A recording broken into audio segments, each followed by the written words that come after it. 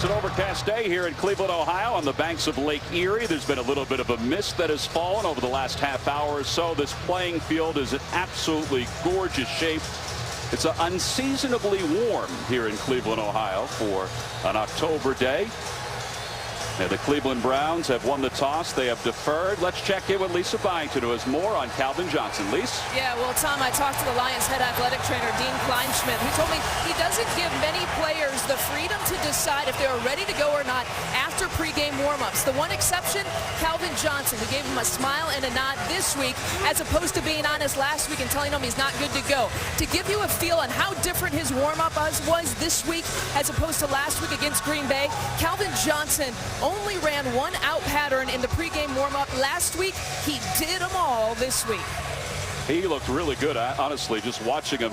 We were watching him for about 20 minutes or so, and he stopped at one point. I think everybody held their breath, but it was because he was running the wrong route, so he had to do it over again. Exactly. Matthew Stafford gave him the, well, what are you doing, 81? But they've got it worked out. You always watch for the skilled position athletes when they're dealing with a leg injury, or, you know, the football player would call them a wheel injury, the transition in and out of routes when they're having to stop, decelerate, accelerate. And you know what? As smooth as this big man is, it was fun to watch him just warm up today. Billy Cundiff has it teed up at the 35. Michael Spurlock is back deep to receive. We're underway from Cleveland, Ohio, and Spurlock will take a step out of the end zone.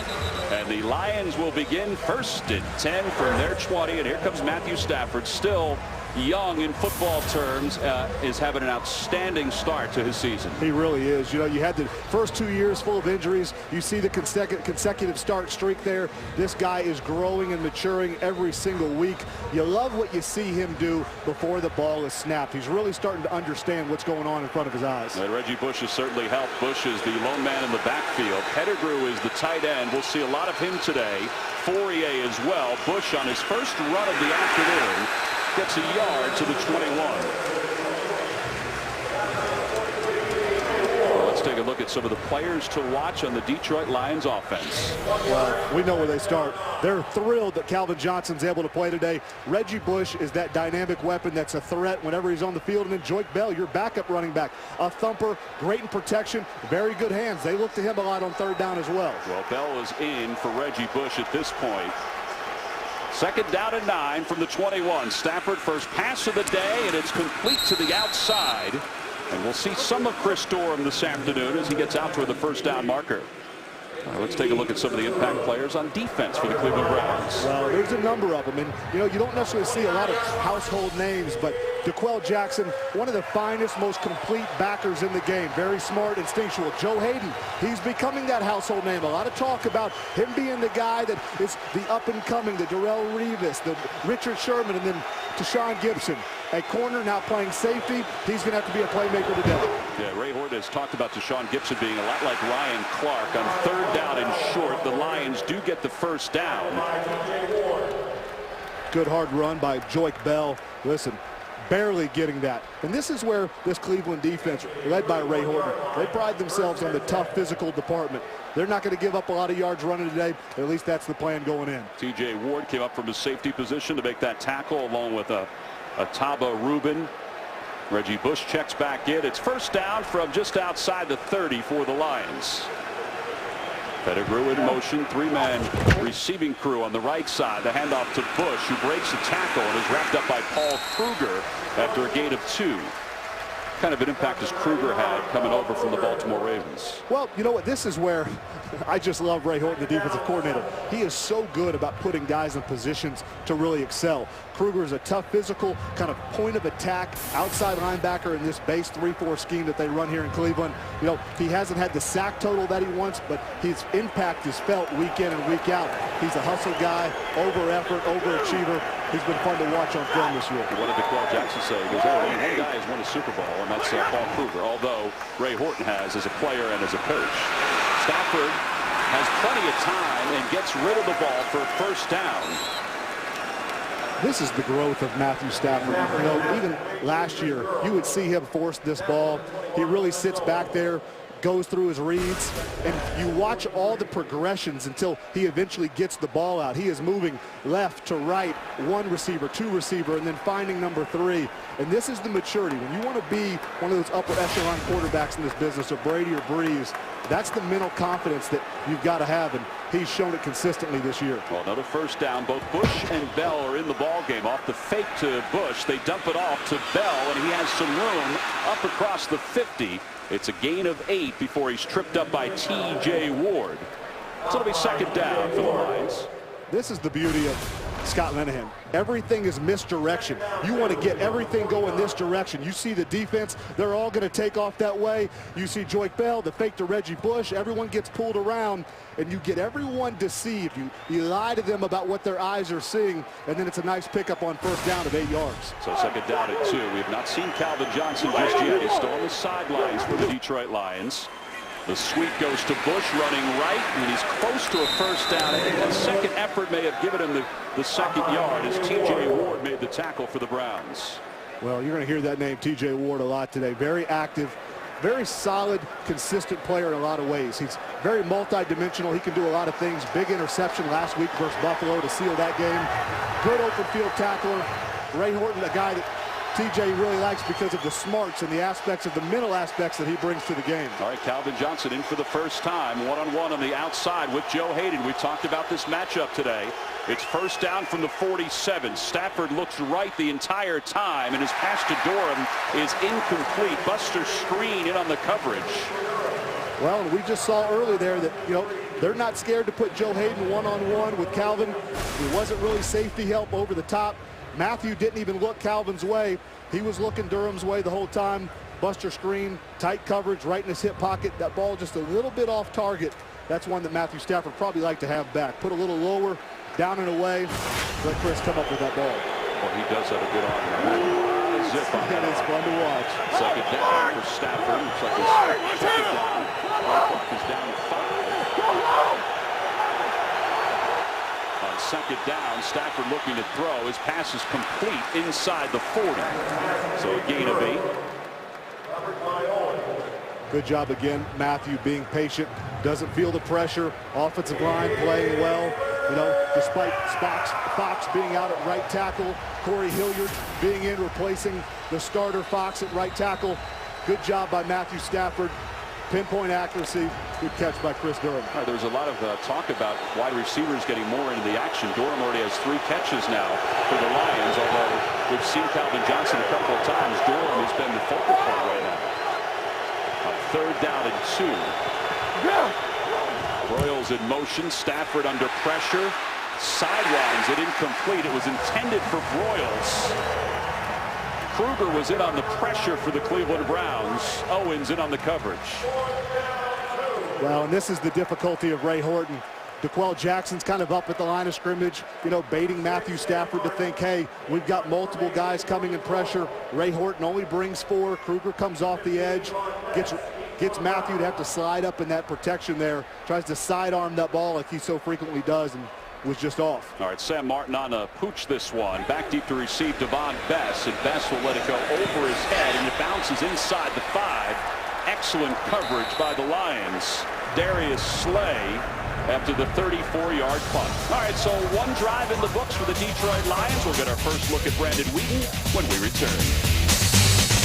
Today's game is sponsored by Southwest Airlines. Find our fares online only at southwest.com.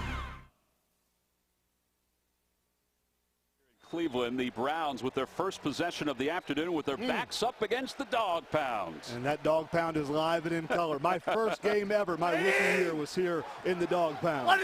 Brandon Wheaton under center. First down from just inside the 5. Willis McGahee has some room up the middle. A gain of 12 on his first carry of the day. Grover Quinn and Rashean Mathis make the tackle, and that is one of the focal points for the Browns, getting to the belly of the Lions defense. Well, and you're going to see the separation. You're going to get this nice little hole in here, and it is just running. I mean, you see, excuse me, I draw it the wrong side, but that inside zone angle, they got separation, and this is what Willis wants to do. He wants his pads downhill, tough, hard, physical yards. 8,200 yards for his career coming in. Wheaton out of the shotgun for the first time on first down, has McGahee out of the backfield, and it's covered up nicely by the Lions. Ashley Palmer came over to make the tackle with Stephen Tulloch. Well, Brandon Wheaton obviously has been under the microscope over the last couple of weeks, making his 99th consecutive pass attempt without an interception. Well, and that needs to continue. That streak today is highly important. This is a ball-hawking defense from Detroit. Turnovers, that's where they've been great this year. So Brandon Wheaton, smart decisions, manage the game as it comes to him. Weapons, Little's in motion. The toss goes to McGahee. Has a blocker, but nothing's there. He's wrapped up from behind by Ndamukong Suh and a whole host of Lions. Nick Fairley was there. It's a loss on the play. Well, here's Ndamukong Suh. Activity. Nick Fairley, Suh's here. You're going to see the pressure immediately. Penetration is what kills run games. And so you see a double. You see the spin move. It's not fair, Tom, for a big man that's 300-plus pounds to be this active in his feet, his hands. You saw the spin move that really creates trouble. They double-teamed him initially. He finds a way to fight through it, make an impact play there on second down. So third down and 8 from the 19. Ogbonnaya is in the ball game for the Browns. Wheaton the throw in the middle, incomplete. Tulloch on the coverage, intended for Cameron, no flags. Stephen Tulloch is when I say underrated, this is one of the Mike linebackers in this league that is always active. Stat line doesn't always show up. A lot of times he'll end up with 10-plus tackles, but this is a guy that makes the calls on their defense, always gets guys lined up, and his instincts are second to none. Well, the defense outstanding after that first run from Willis McGahee. So Spencer Lanning on the punt for the first time, and Spurlock back deep to receive for the Lions. Gets this punt off with relative ease. It's a high kick, and Spurlock will return it from his 35. And he gets away from Marquise Gray and gets out of bounds. So Spurlock will give the Lions pretty good field position. Tulloch had a pretty good series for the Lions. Wheaton, not so much. This game is sponsored by Bud Light, official beer sponsor of the NFL. Excellent field position for the Lions with their second possession of the afternoon. Calvin Johnson is on the sidelines. He's played 2 of the first 10 plays for the Lions. Matthew Stafford under center. Pettigrew in motion. That's a storyline too for the Lions because of the injury to Tony Scheffler. Here's Bush running left, and he gets up close to the 49, so a gain of 7. Sean Gibson made the tackle. Well, and this is what everyone said Reggie Bush couldn't do from his years. You'll see a down block here, and then you're going to see Reggie just getting this gap here, shoulder square. You see him hit the hole. Patience, good vision, understanding of setting up the scheme in front of him. You see the strong finish at the end, shoulder pads down, eyes up. Good running by Reggie Bush. 125 yards combined for Bush on average per game. And he was pretty disappointed with the way he played against the Packers last week. Stafford to throw. His pass is nearly completed to Durham through the middle, but Buster Skrine was in on the coverage. Little contact right at the last moment. It'll be third down for the Lions. This is one that Chris probably wants a little bit back, but you know, Stafford sees him all the way. You see him out here on the edge. He's going to get in here. This deep crosser that Matthew Stafford's so good at throwing. Great job by Buster Skrine at the end, raking the hands through the ball. Just textbook DB play. Buster Skrine played extremely well last week on Thursday night. Picked it up here again today. A third down and 3. This is where the Browns say they could be a little more creative. DeQuell Jackson said you built for these third down pass rushes, and the pass is complete to Pettigrew. Kruger was picked up at the last moment. A gain of 8 inside the 45 of the Browns. Well, great job by Scott Linehan, but as great as this defensive Browns defense has been, third down has been their area of struggle.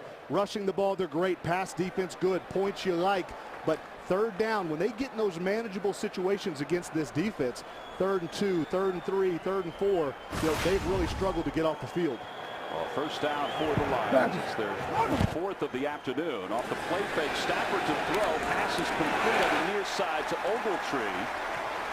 What did Stafford say about Ogletree? He said having a week of practice with him has made the chemistry a little easier between the two. Yeah, and timing and rhythm, you know, for an offense that you'll see a quick little play action here. This is holding everything. You know, the Reggie Bush run before, you see DeQuell Jackson up in there. You see the other linebacking core, the defensive front, maintaining their lane distribution to stop the run. Play action is huge playing against a tough defense like this, and we saw an easy completion from Matthew Stafford. Second down at 5. They spot the ball on the 38. Bell is in the backfield for the Lions. He'll take the handoff, starts left, works tackle right. He was able to get down to the 31. So it'll be a first down for the Lions. Let's check in with Kurt Menefee with a game breaker. Well, Buffalo quarterback E.J. Manuel was injured in that game against the Browns last week, so Thad Lewis called up from the practice squad, takes it in from 3 yards out, and gives the Bills the lead over the Bengals 7-3 in the first quarter. Tom and Heath. Well, there's no doubt that Thad was confident coming into the start this week. If you read any of his comments, I mean, he was amped for this opportunity for the Buffalo Bills. Well, you just love seeing guys get their shot and then make the most of it. Shots in this business, they don't come around too often. Well, the Lions have moved the ball well on their first 2 drives. No points to show for it just yet. On first down, Stafford to throw. To the middle, pass is complete to Johnson, who breaks 1 tackle and dives forward to the 25. Hayden in on the coverage. All right, so that's his first touch of the afternoon. He may not get many touches as the day moves on. Well, they're obviously going to probably pitch count him to make sure that he is healthy and good. And if they can win without him, here's your ISO. It's man-to-man. It's just your simple crosser. And you're going to see a lot of this today. You saw Pettigrew come under, trying to rub Joe Hayden off his route. Those are those rub routes that everyone's running, those deep crossing. When you have a big, strong-arm quarterback that's laser accurate as Matthew Stafford is, you can get those all day long. Stafford's used 5 different receivers so far. He's 7 for 10 for 54 yards in the early going. The pistol formation and the handoff to Reggie Bush, who's hit by Kruger but is still alive. And here comes the rest of the Browns defense. Well, he really fought hard for a couple of those yards. Joe Hayden and DeQuell Jackson make the tackle for the Browns. Well, this is, when you call it just great individual effort, I mean, this is all the stuff you can't teach folks at home. I mean, spin move in the backfield, speed, stiff arm on Joe Hayden, the hand, the balance at the end to kind of put his hand down and get a few extra yards and fight for that extra few inches. Now you're 3rd and 1 instead of what would have been 3rd and 4 or 3rd and 5 on a negative run. All right, Lions 2 for 3 so far on 3rd down opportunities. Reggie Bush 5 carries for 14 yards in the early going. He's out. Bell is in. Off the play fake, Stafford looking to throw, has time, throws off his back leg, it's incomplete, flags come flying. Well, I think you're going to get pass interference. Looks like Joe Hayden. Pass interference, 23, defense. Ball will be placed at the spot of the foul, first down. We'll get to take a better look at it here, Tom. And, you know, Joe's one of those guys he is really starting to kind of get in his groove. You see 23, he's working up. You see Ogletree break out. You know, a little pull there out of the break. And here's the jersey you see. That jersey, anytime they see it. It had to be the pull out of the break. There was no other contact before that. It was. I think Joe got a little high in his hips out of the break, and when Ogletree stuck that foot in the ground, kind of caught him off guard. Stafford for Johnson, who's held during the side of the end zone, and flags come flying. Now that looked like pass interference. Whether it was a catchable ball or not, that is up to the officials. Everything is catchable when it's Megatron. Yeah. Pass interference, number 23, defense. Foul occurred in the end zone. We'll place the ball at the 1-yard line. First down. Joe just gets a little excited here. You see it at bottom end of your screen. They're locked up man-to-man. There is no help. You see the size differential. And Joe starts falling down, starts pulling on that left arm. You know, Stafford knew it right away, knew where he was going. Well, I guess as a quarterback, you have that advantage sometimes when you have a bigger receiver. You can get pass interference on a play like that. On 1st and goal, in and out of the hands of the diving Calvin Johnson. Well, he put some pressure on that knee. It looked okay on that particular play. He got out of that break fast, but this is one that Matthew Stafford wants back. Here's your single again. Calvin beats him off the line. You know, the other angle. 65 is an eligible receiver. Number 65. Dylan Gandy will come in as your extra, I'll call it tight end. He's an offensive lineman that's coming in down here in their goal line package, but the other angle, Matthew had that ball a little too far out in front of Calvin. He's lined up on the right side. Dylan Gandy is off the back leg. Stafford toward the end zone. Touchdown, Fourier. His touchdown of the year, and the Lions jump out on top. Well, I was going to give Joseph some love, but I think he's been taking his dance lessons from Scheffler. Scheffler's out with a concussion today. Fourier, the rookie out of UCLA. What a spectacular catch. But again, size differential. You know, this guy is every bit of 6'7". See him down here on a much smaller stature corner. He goes up, gets the ball. Beautiful ball by Matthew Stafford. Well, the first drive was 10 plays. This one 9 plays for 58 yards. Yeah, that was just having a little more size than Botamosi to make that reception. David Akers on for the point after.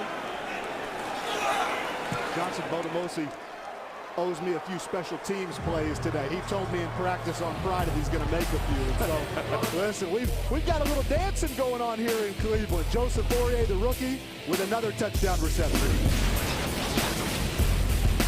Today's game on Fox is sponsored by the 2013 Ford F-150 with EcoBoost. By Wells Fargo. On your phone, online, on the go. Wells Fargo makes it easy to get banking done. And by Walmart. Save money, live better, Walmart. Well, Matthew Stafford has used 6 different receivers so far, including his big tight end Fourier out of UCLA. He's got 3 touchdowns. He has 5 receptions this year.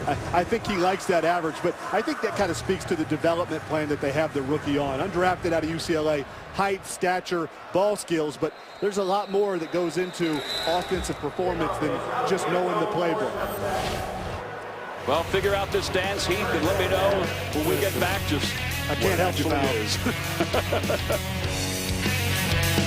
See if the Browns could answer, down 7-0. It's 1st and 10 from the 20. Quick pass toward the inside the numbers, incomplete to Josh Gordon. So it'll be 2nd down. Tonight it's game 2 of the American League Championship Series from Fenway Park as David Ortiz and the Red Sox try to avoid going down 2 games to none against Miguel Cabrera and the Tigers. American League Championship Series game 2 tonight following football, only on Fox.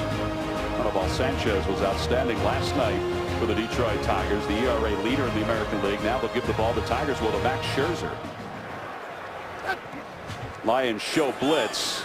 Sweep left to McGahee, and he gets up to the 25, a gain of 5. So it'll be 3rd down for the Cleveland Browns. Actually, it's Chris Obanaya, who was in for Willis McGahee. Yeah, it was a good run. You know, little simple, just quick toss. You let Chris kind of get out there, read the offensive line in front of him. You see his production this season. Hasn't been a lot, but when he gets the ball in his hands, good things happen. Yeah, listed as a fullback, a little lighter than Willis McGahee as he continues to play himself back into shape for the Browns. It'll be 3rd down, empty backfield. 5 receivers, Weed in the throw, pumps once, his pass is incomplete, intended for Bess. What do the Browns say? Sometimes he locks on his receivers a little too long, and that's what they like from a coverage standpoint. Yeah, well, you know what? These DBs are kind of watching. You're going to see Ndamukong Suh kind of circling here. Him and Ziggy Ansah running their game. Great job by Ziggy Ansah knocking off Mitchell Schwartz, the right tackle, and then Suh comes around. You see the speed again. That pressure. 3rd and 5+. Detroit, Jim Schwartz, Gunther Cunningham, their defensive coordinator. They'll be happy to have Brandon Weeden there all day long. So the rookie out of BYU, tremendous story. Spurlock back deep to receive. Lions have had good field position on their first couple of possessions. Spurlock with flags coming flying. We'll try to return this one. And he gets maybe 7 on the return. Botamosi makes the tackle after a 53-yard punt. And we'll see who the flag is against. I think we're going to have holding on our gunners out on this side of the field. You know, you get a double team. You're trying to hold up these speedsters running down the field to make the tackle, and I think that's what we'll have. During the kick, holding number 32 of the return team. 10-yard penalty. 1st down. Walt Coleman's been officiating games since 1989, making the call. Brandon Weeden, he's been under pressure so far in his first couple series. See the difference in play so far between the Lions and the Cleveland Browns. Brandon Weeden going over some things on the sidelines. Part of it is that Detroit has protected Matthew Stafford, which was a big question last week when he was sacked 5 times. Yeah, they gave up some sacks, and they were fundamental issues. They weren't necessarily breakdowns in the overall protection. It was just singular guys making singular mistakes. Stafford has 1 touchdown pass so far, and he'll just get rid of that one. Broyles was the intended receiver. Just as we talk about a lack of pressure He was pressured. John Hughes was in. So it'll be second down. Well, and this is the maturity again. You see Matthew Stafford here in a second. He is going to take a hard pump, and then he's going to end up holding on to the ball. He sees the coverage shift in front of his eyes. Little play action. He holds on to it. Doesn't throw a bad pass, and then he just tries to Brett Favre it to Ryan Broyles late. But that was an interception waiting to happen.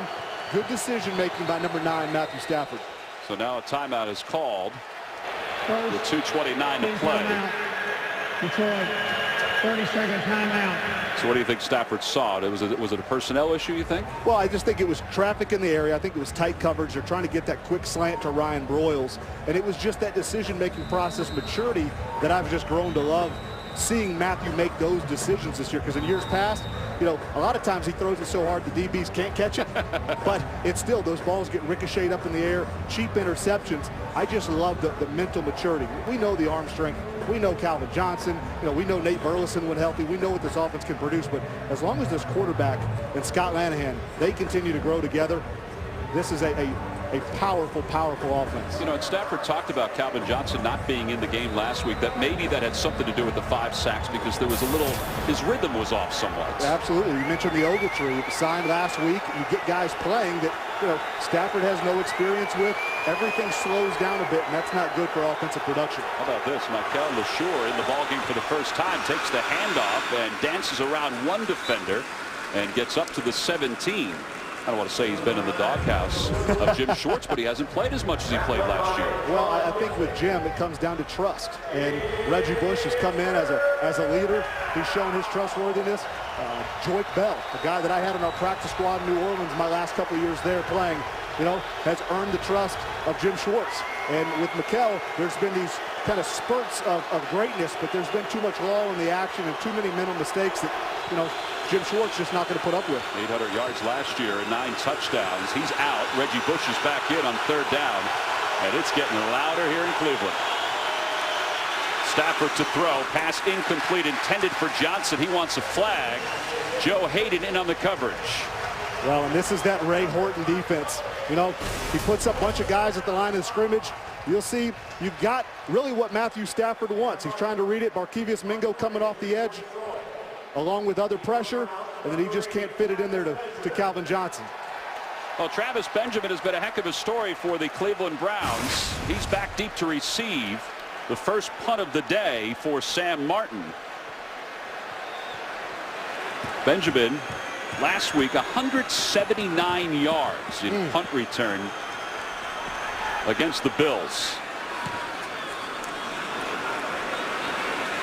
And he'll get a chance to return this one from the 36. He went the wrong way to start. A clip frees him out along the 40. Buster Skrine will be called for that penalty if it indeed is a block in the back. Well, and this is where that field position shift starts to happen. The Browns were going to have good field position for the first time to start their drive, and now with the 15-yard penalty that we assume is going to be marked off here. During the return, illegal block in the back, 22 of the return team, 10-yard penalty, first down. And this is where you go. You lose 15 yards of crucial field position. Instead of starting at that 35, 36-yard line, you know, now we're moving right backwards. All right, we talked about Brandon Weeden, how he has been a topic of conversation. How about 41 starting quarterback changes in Cleveland since 1999? I know one thing, that's just way too many. That's an awful lot. I mean, for any team, that's an awful lot. Well, Brandon Weeden, I guess I'm not sure how many times he'll count in that 41 number because he started the season and then was benched and now, or injured, benched, and now he's starting again, but still way too many numbers for any consistency. How about some of those names? Seneca Wallace. The pitch comes to the near side for Benjamin on the end around. He's got some room. He's inside Detroit territory, and he's tracked down at the 30-yard line by DeAndre Levy. 45-yard run for Travis Benjamin. We said he was a topic of conversation here in Cleveland because he is exciting. Well, and you can't coach speed. I mean, he is just so explosive and fast. They get the misdirection going. They get Travis Benjamin coming right back around the edge. You see him set up blockers. It's not just speed. He's pressing the edge, setting up the blockers down the field. And lucky, DeAndre Levy was able to run him down. And listen, the youngster out of Glade Central, South Florida, this kid grew up in my 7-on-7 camp, Tom. What a phenomenal athlete. Well, he's had a good couple of weeks. 45 yards. The first 7 plays were just 20 yards. Passes complete to Bess. After a gain of 8, he's knocked out of bounds by Ashley Palmer. So, well, this is a great job again by Norv Turner. We saw, I think, more of this with Brian Hoyer. You know, now we get Whedon. He's a big athletic quarterback. We know the strong arm, but you get him on those boot and those play action passes, and that's where he can kind of get his eyes down the field, see the field better, and this is where he'll have success today if they can continue to move that pocket for him. McGahee in the ball game, in motion. To the far side is Greg Little. The handoff to McGahee. And he's wrapped up after a short gain down to the 17. Devin Taylor made the tackle, a gain of 3. And the Browns for the first time into the red zone. And that'll be the final play of the first quarter here in Cleveland. So 7-0 Detroit, but the Browns are moving the ball. Fox NFL Sunday will return after these messages and a word from your local Fox station. Remarkable how one play or one player can really turn the tide of a game, at least in this first half. Travis Benjamin's run of 45 yards has set things up for the Browns. They're in the red zone for the first time today. Well, you see Rashad Baker, the offensive line, back in there for protection as well. They're heavy personnel, 2 tight ends, and then actually you bring in a big offensive lineman to help out as well. Whedon overthrows Barnage as backup tight ends. Now, he had some time. He did dance a little bit in the pocket, but he did have some time. Well, that's the one that you kind of like. He doesn't shuffle his feet. He slides, progresses up in the pocket, and that's what you want. But when Brandon gets happy feet and feeling pressure that doesn't exist, that's where he'll start to make some bad decisions. So far today, seen it a little bit, but no overly crucial bad decisions. So those numbers, here's the Wildcat. It goes to Obanaya, and Obanaya goes downhill across the 15, a gain of 2. And it'll be 3rd down. They need to get across the 7 for a first down. This is where this game is really strength on strength. If you look at Detroit's defensive numbers overall, hey, the defense isn't that good. You know, 24th ranked total, but in the red zone, 3rd down, they're outstanding. And then the opposite side of the field for Brandon Whedon and this Cleveland Brown offense, their offense isn't all that great numbers-wise, but in the red zone, not as many trips as they would like, but they've been very effective scoring touchdowns when they get down here. Bobby Rainey in for the first time for the Browns. Whedon out of the shotgun, looks left, throws left, passes complete left to Gordon. He has the first down and is down to the 5-yard line. Rashean Mathis with the tackle. It's a 10-yard gain. And there's the arm strength that Whedon talks about and his teammates talk about when he gets his feet set and zips it out. Well, and this was an easy look for Brandon. I mean, he gets out the ball quick. He knows right where he's going. He sees Mathis on Gordon. What a great job by Rashean Mathis to get that open field tackle. A little help there in the end, but Josh Gordon's a big man to bring down one-on-one. Obanaya is in as the fullback in this I formation. A little traditional setup for the Browns on 1st and goal inside the 7. The handoff goes to Willis McGahee, who gets down inside the 5 to the 4. So gain of 3. Nice little gain here. It's a little quick toss. They're trying to get the fullback up in the hole.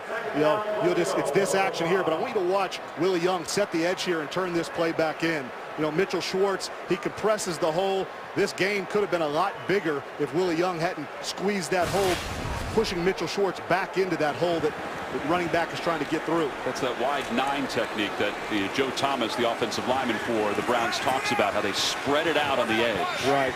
And that's where downhill. And that's where offenses try to attack. They try to get in what's called the C gap in between that tackle and guard. And easy touchdown throw for Chris Obanaya by Brandon Whedon. Obanaya with his first touchdown reception of the year for Brandon Whedon. It's his 3rd, and the Browns are a point away from tying this ball game up. Well, I'm not quite sure how the Detroit Lions defense lost Obanaya, but he's going to come through here. It is very easy. A little play action for Brandon Whedon. I'm not sure who has him in man coverage. Obviously a busted coverage for Jim Schwartz and the defensive front, or defensive line, excuse me, the defensive backfield, excuse me, for the Detroit Lions. Billy Cundevant for the point after 10 for 10 so far this year. And his point after is good. So we're tied up at 7. Just under 13 to play here in the first half after the second career touchdown reception by Chris Ogbonnaya. On Fox is sponsored by DirecTV. If you call yourself a sports fan, you gotta get DirecTV. By Bud Light, official beer sponsor of the NFL. And by KFC, the official sponsor of Couchgating. KFC plus football equals Couchgating. Take a look at some of the numbers overall, and they favor the Detroit Lions, but we're tied up at 7. Calvin Johnson hasn't really gotten in the swing of things just yet. Reggie Bush has played an awful lot so far in this first half. Lions will get it back with 12:52 to play here in the second quarter. The only stat that matters, Tom, is points. Well, we heard that a lot this week, didn't we? Absolutely. Spurlock back deep to receive, and that ball bounces right on past him. So the Lions will take over first and 10 from their 20. Well, we go back to this touchdown. It's a simple play action, and you get the running back out. But I want you to watch Levy and then Delmas. Delmas is going to come in here, and there's a little bit of confusion over who has who.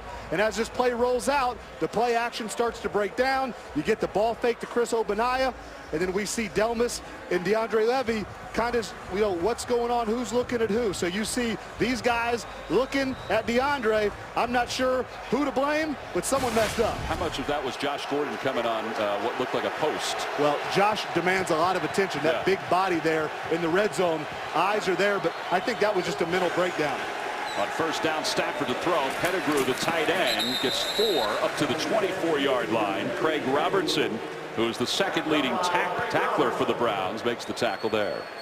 Well, Robertson's very, very active, a very skilled linebacker, fast, athletic, good instincts, and honestly, still a lot of room to grow. I mean, this is a North Texas product in his second year, and Ray Horton is a guy that he's really, really high on. Former option quarterback in high school is Craig Robertson. That was a big quarterback.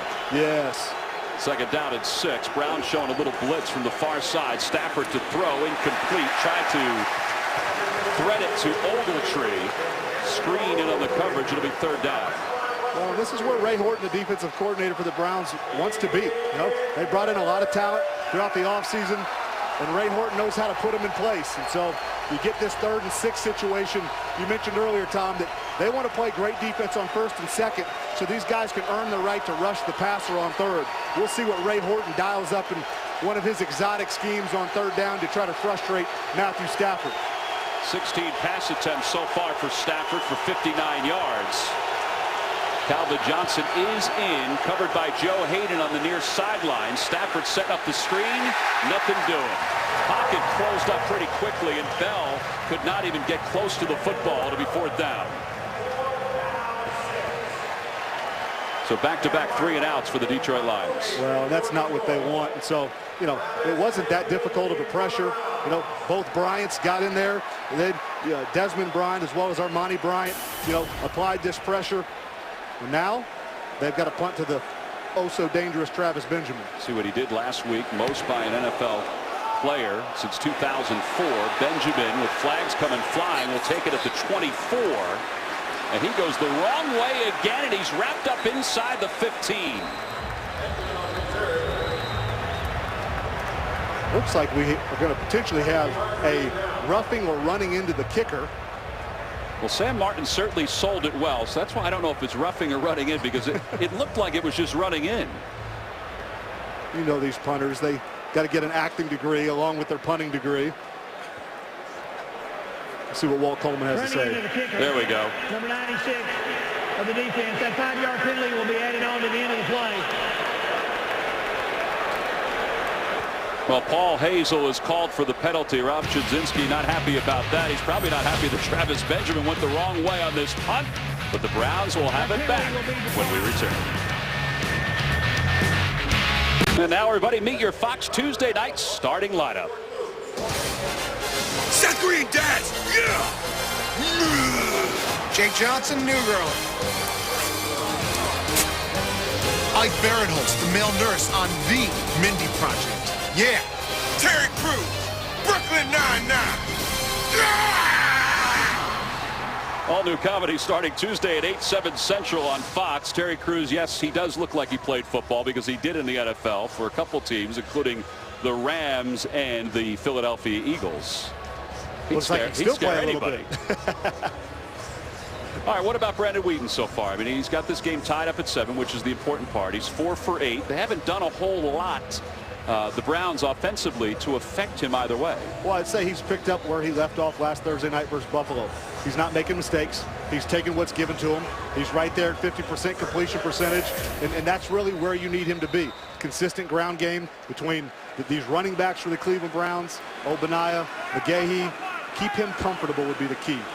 Obadiah in the backfield with him on first down from the 15. He'll throw, pumps once, throws long, has a man, and he overthrows Benjamin. Which I would say is hard to do, but I think you look at Travis, I think he's trying to settle down in between the corner that was in him, or had him in coverage, and then the safety coming over the top. And this is one that Brandon has to kind of stick in between the window, between the corner and the safety. So we asked Brandon about being designated the second string quarterback after Hoyer took over. He said, did you do anything differently? He said, no, I just tried to do exactly the same. My preparation was exactly the same. I just tried to be a good teammate. Getting another opportunity. It's second down off the screen. Obadiah breaks one tackle along the sidelines, and he's got a first down. Shoved out of bounds by Nick Fairley. It's a gain of 9, they say. So it's a yard for the first down. Let's check in with Joel Klatt with a game break. Joel? Thank you, Tom. We go to Buffalo, Cincinnati, and the Bills. And Giovanni Bernard, nifty little run after the catch. And the Bengals are up 17-7 in the second quarter. Tom. All right, Joel, thank you very much. The Bengals find themselves at 3-2 in the AFC North, along with the Ravens and the Browns. It is a logjam atop with the Steelers still winless as Weeden is hit as he throws. Pass is complete to Gordon at the 40-yard line. Boy, he took a tough hit from Ashley Palmer as he let that one go. It's a gain of 16. Well, this is your typical, I guess, multiple levels. You're going to see Cameron, your tight end. You're going to get Gordon out here. It's just a levels concept on third down. Trying to look for the tight end quick. They zone that off. And then this big body, Josh Gordon, getting through there. Good placement by Brandon Weeden. Good toe tap by Josh Gordon. So it's first down at the 40-yard line. Gordon, who missed the first 2 games this year because of the league suspension. 19th reception on the season. Been a lot of talk surrounding Josh Gordon. Off the play fake, Weeden to throw.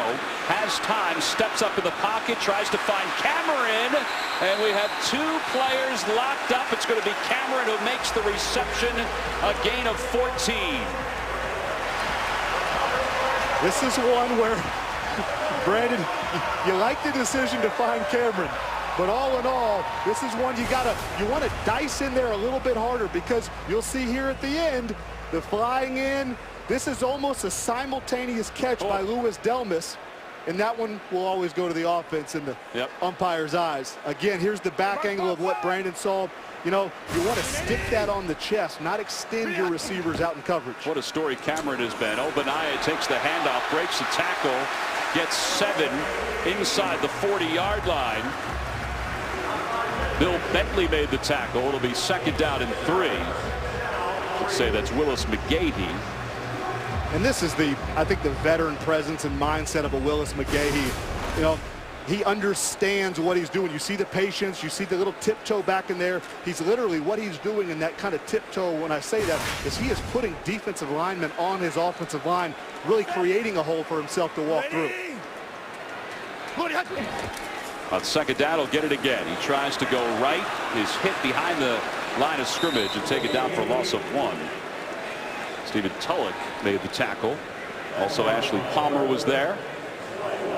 Those are the plays where you really get to see the speed of this Detroit Lions defense. Not just the defensive backs and linebackers, but this defensive front. They run, and they tirelessly run. And they're fast, they pursue to the ball. And I think the one thing that Jim has really been able to coach this defense extremely well on is angles. You don't see a lot of over pursuit by this Detroit team. They're well coached, and they're really starting to take on the disciplined nature of their head coach, not making some of the mistakes they've made in years past. A pretty good combo between Jim Schwartz and Gunther Cunningham. Weeden the throw. He's hit on third down. The pass is intercepted at the 20-yard line. DeAndre Levy is down inside the 20 for the Lions, and Ndamukong Suh was applying the pressure. This is what you call team defense. Then Ndamukong Suh, edge pressure, and then look at this athletic play by a linebacker. DeAndre Levy, it doesn't get any better than that. This game is sponsored by the Samsung Galaxy Note 3 and Galaxy Gear.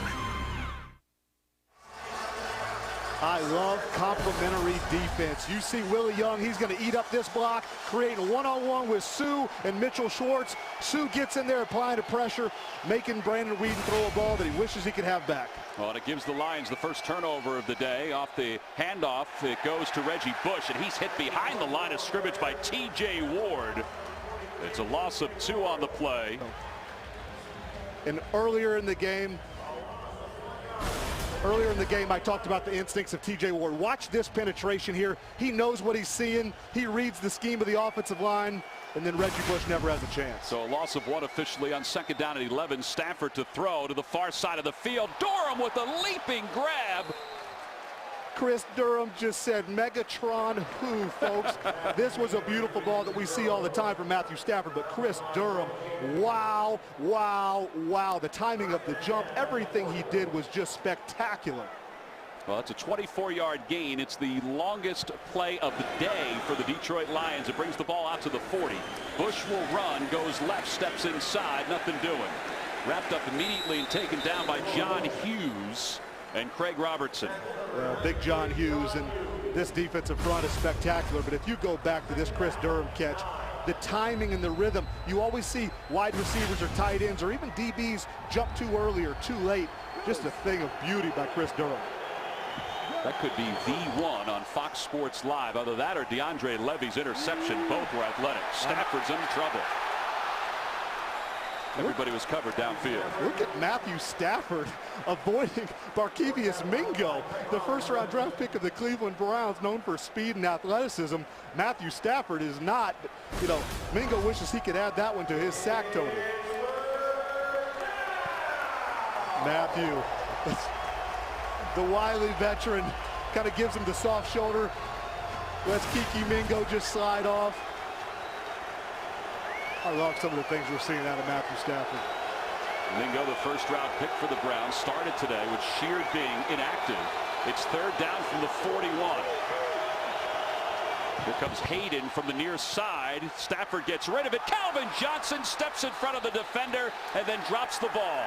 It's incomplete. T.J. Ward may have jarred it loose after Johnson stepped in front of Tashawn Gibson. I love the catch, and obviously we like the big splash plays at home by Calvin Johnson. You see him. Matthew knows where he's going. You see the coverage, and then Calvin just makes a great adjustment. But I love what sets up the thing, and that was George Bell. He comes over in protection, really kind of handles that, and obviously they ruled that an incomplete pass. So now on 4th down, Benjamin looks at the coverage. He calls for the fair catch at the 16. So we're even at 7 with 6:38 to play here in the first half in Cleveland. Coming up next on Fox, it's America's Game of the Week as Drew Brees and the Saints take on Tom Brady and the Patriots, or Larry Fitzgerald and the Cardinals head to San Francisco to battle Colin Kaepernick and the 49ers. Our Fox NFL Sunday doubleheader continues next, right here on Fox.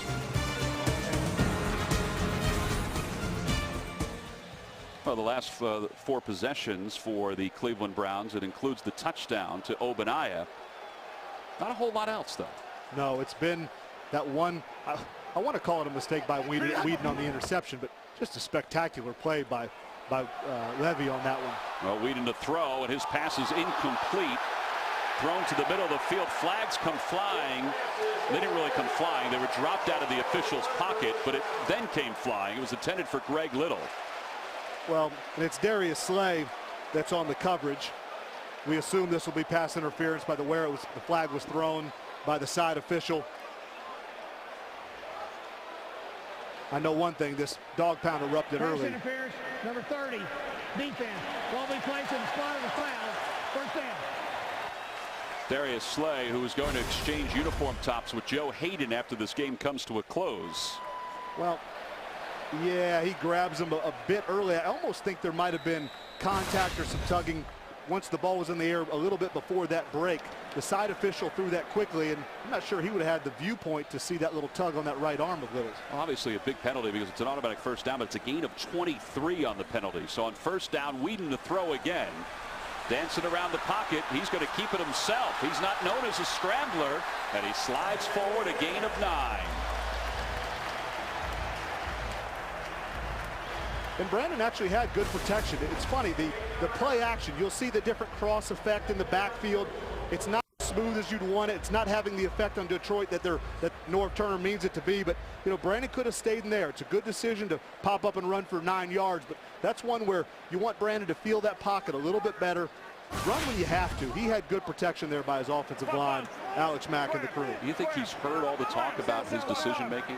Well, anytime that there's coaching and critique, it takes effect on your mental aspect of the game. And so he's just trying to make plays, and so far so good. Willis McGahee, he has a first down for the Browns. Let's check in with Joel Klatt with a game break. Joel? Thank you, Tom. Another AFC, NFC North battle. And Green Bay without Clay Matthews coming up big on defense. 4th and goal, stopping Bernard Pierce. And the Packers still hold a 3-0 lead in the second quarter. Tom. All right, Joel, we appreciate that. That's a heck of a ball game going on in Baltimore. It's a first down. We've got a good one here. It's been raining lightly in Cleveland throughout the start of this game. We're tied at 7. Browns with 95 yards on the ground so far. I said before, they're kind of controlling their offensive tempo. On first down, Whedon to throw, and his pass is complete to Gordon at the 25. Chris Houston in on the coverage. Gain of 18. Now that was a pretty pass from Brandon Whedon. Well, and this is where Brandon thrives. The big arm, the strength of this quarterback. He's a big man. You know, Josh Gordon, you'll see him. I mean, he's going to get in here. It's these deep crossing routes that Brandon loves to throw. And when you're as big and as physical, I mean, I'm not sure Chris Houston, he gets turned around there a little bit, but good timing, good rhythm by both Josh Gordon and Whedon. Bobby Rainey into the ball game for the Browns, and it's also Marquise Gray, the former quarterback at Minnesota, now a tight end on the Wildcat. We saw that a couple times in practice this week. We did, and they're high on the athleticism of their backup tight end, as you said, a former quarterback. And it's more of this zone read that we're seeing across the league, and that's how they're getting people. A little indecision for the Detroit defensive line, and then you get him going the wrong direction. Marquise puts his foot in the ground. Nice game. All right, now Gray is the 3rd string quarterback. He's the emergency quarterback for the Browns. Bobby Rainey stays in the ball game. Barnidge in motion.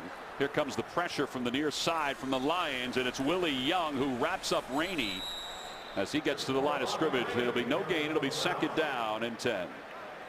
Well, and we're back into this red zone area. Last time we saw Cleveland walk away with a touchdown throughout the course of this year.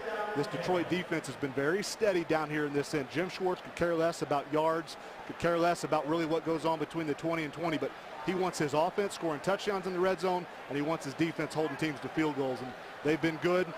First trip today, you know, we saw our little running back, Chris Ogbonnaya, catch a nice ball from Brandon Whedon to get in there and score. McGahee into the backfield, Whedon out of the shotgun on 2nd down. Pass is complete to Barnidge, and Barnidge gets down to the 6 with forward progress. And it's a gain of 8. It'll be 3rd down. Levy and Houston make the tackle. Well, you see Gary Barnidge right here. It's just a little stick route, and he's going to read man zone. Brandon's going to feel it. Again, you see Barnidge just kind of settle in that little pocket of the zone. Good pass by Brandon Whedon. Again, decision making, and it's never more crucial than in the red zone. That box, that defensive box gets compressed. Everything happens at a more accelerated rate, and that's where things can get really tough for inexperienced quarterback. Good decision by Brandon Whedon. Folks have talked a lot about John Embry, the tight ends coach for the Browns, the kind of effect that he has had, not only on Barnidge, but more importantly on Jordan Cameron, as First team timeout. the Browns call timeout. Cleveland, 30-second timeout. So 2:21 left to play here in the first half, and we're tied at 7, and the Browns now with 194 yards of total offense. Rob Chudzinski in his first year, talking to Joe Banner the other day, the CEO of the Browns, who's over from the Eagles. I asked him, I said, what was it about Rob that caught your eye? And he said, well, any good manager always has a list of guys in the back of their minds that they would use to take over for their head coach. And Joe Banner said that Rob Chudzinski has been on his mind, on his list for a long time. Well, and Rob does it the right way. Obviously, the offensive coordinator over there in Carolina comes in as the head coach, and what does he do? He really fell into a lucky pool of coordinators. I mean, you get Ray Horton on defense, and then you have the ability to get Norv Turner, one of the greatest offensive minds in this game. And it really allowed him to be the head coach of special teams, defense, offense. He's an offensive guy himself as a head coach, but he's really kind of dispersed his knowledge amongst the whole team and not just on offense. Well, off this timeout, it's third down. Obadiah takes the handoff and is hit at the line of scrimmage, but dives forward. Stephen Tulloch makes the tackle, but I think he may have the first down. All depends on that spot. And the Browns know something about spots. Looks like he needed to get to the fourth, and Brandon Whedon's given us the first down point. We see Chris Obadiah hoping that he got just enough for it. It always depends on whether that official gives you the right foot or the left foot spot. On this end of the field, that right foot spot would give you a few more inches. And bring the chains out, Tom, and we'll see what we've got. Our yellow line is unofficial, but it's normally pretty official. No, it is a first down. Game of inches. Rob Chudzinski used that particular shot right there as a point of motivation after his team had lost its first two ball games. They had an opportunity for a first down on a pass to Jordan Cameron that was literally the foam of the chains shy of being a first down, and he used that, saying basically that even your best is never enough. Try that extra. It was literally a centimeter. Oh, the 2-minute warning here in the first half, tied at 7.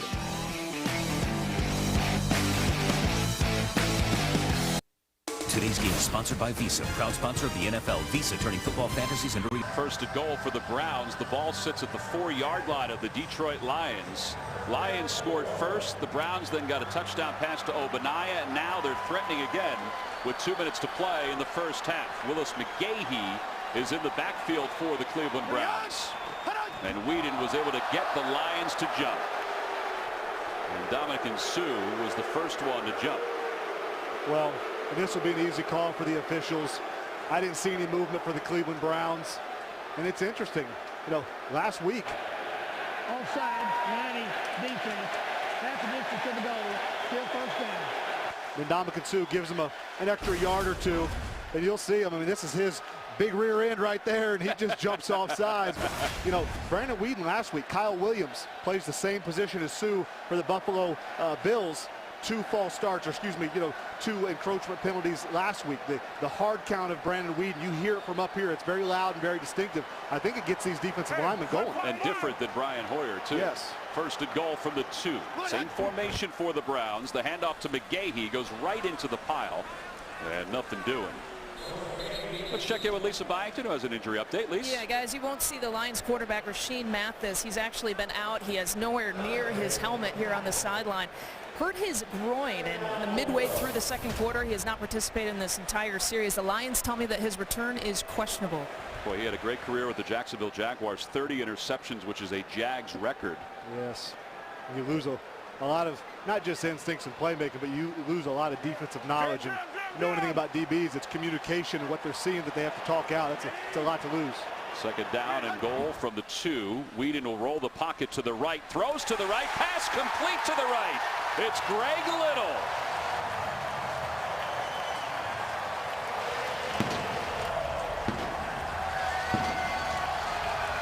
Well, a well-designed play by the Browns and Norv Turner. They freed Whedon up a little bit, and he was able to thread the needle. Well, you see Little here. They're going to kind of seal this edge here for Whedon, and you get Little out here in the flat. It's an easy catch. It's rhythm and timing. Again, not much of a route by Greg Little. They're banking. He'll beat Bill Bentley with the speed, and then it's up to Brandon Whedon to put the ball in its right place at the right time. 7th different receiver for the Browns in this first half. They take the lead. Cundiff's point after makes it a 14-7 game. Brandon Whedon, Greg Little, nice play design. It's a play that everyone's got in every offense across the league.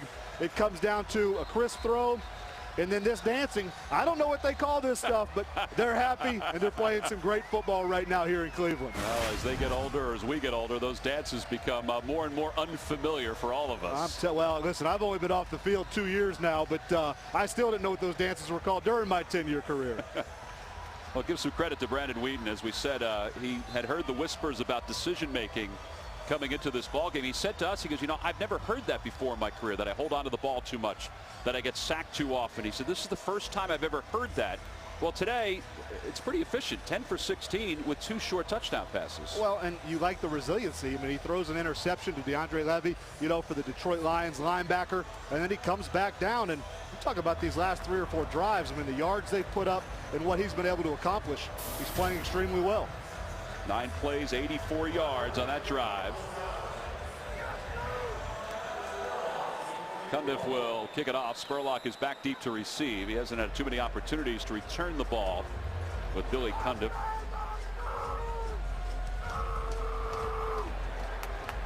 Same area, and Spurlock will just take a knee. Let's check it with Kurt Menefee to see what's coming up on Visa Halftime Report. Coming up on the Visa Halftime Report, we'll get you all caught up on all the early game action, including the Kansas City Chiefs trying to stay perfect this season, while the Steelers are looking for their first win of the year against the surprising Jets. That and more on the Visa Halftime. All right, Kurt, we appreciate that. It's a busy day, obviously, of the National Football League with some important ball games, including this one where the Browns have a 14-7 lead over the Lions. Last 3 drives. The Lions with just 1 first down and a combined 28 yards of total offense. Matthew Stafford to throw, looking long to the near side, and his pass is incomplete. Broken up at the last moment. Chris Owens. Yep. Great play. You saw the recovery speed by Chris. I think that's one that, you know, you see Chris down up here locked up. This is probably one that Matthew Stafford throwing to Patrick Edwards probably wishes he could have back. Get that a little further out. He had room to squeeze that in. The safety gets over late. Good play by Chris Owens.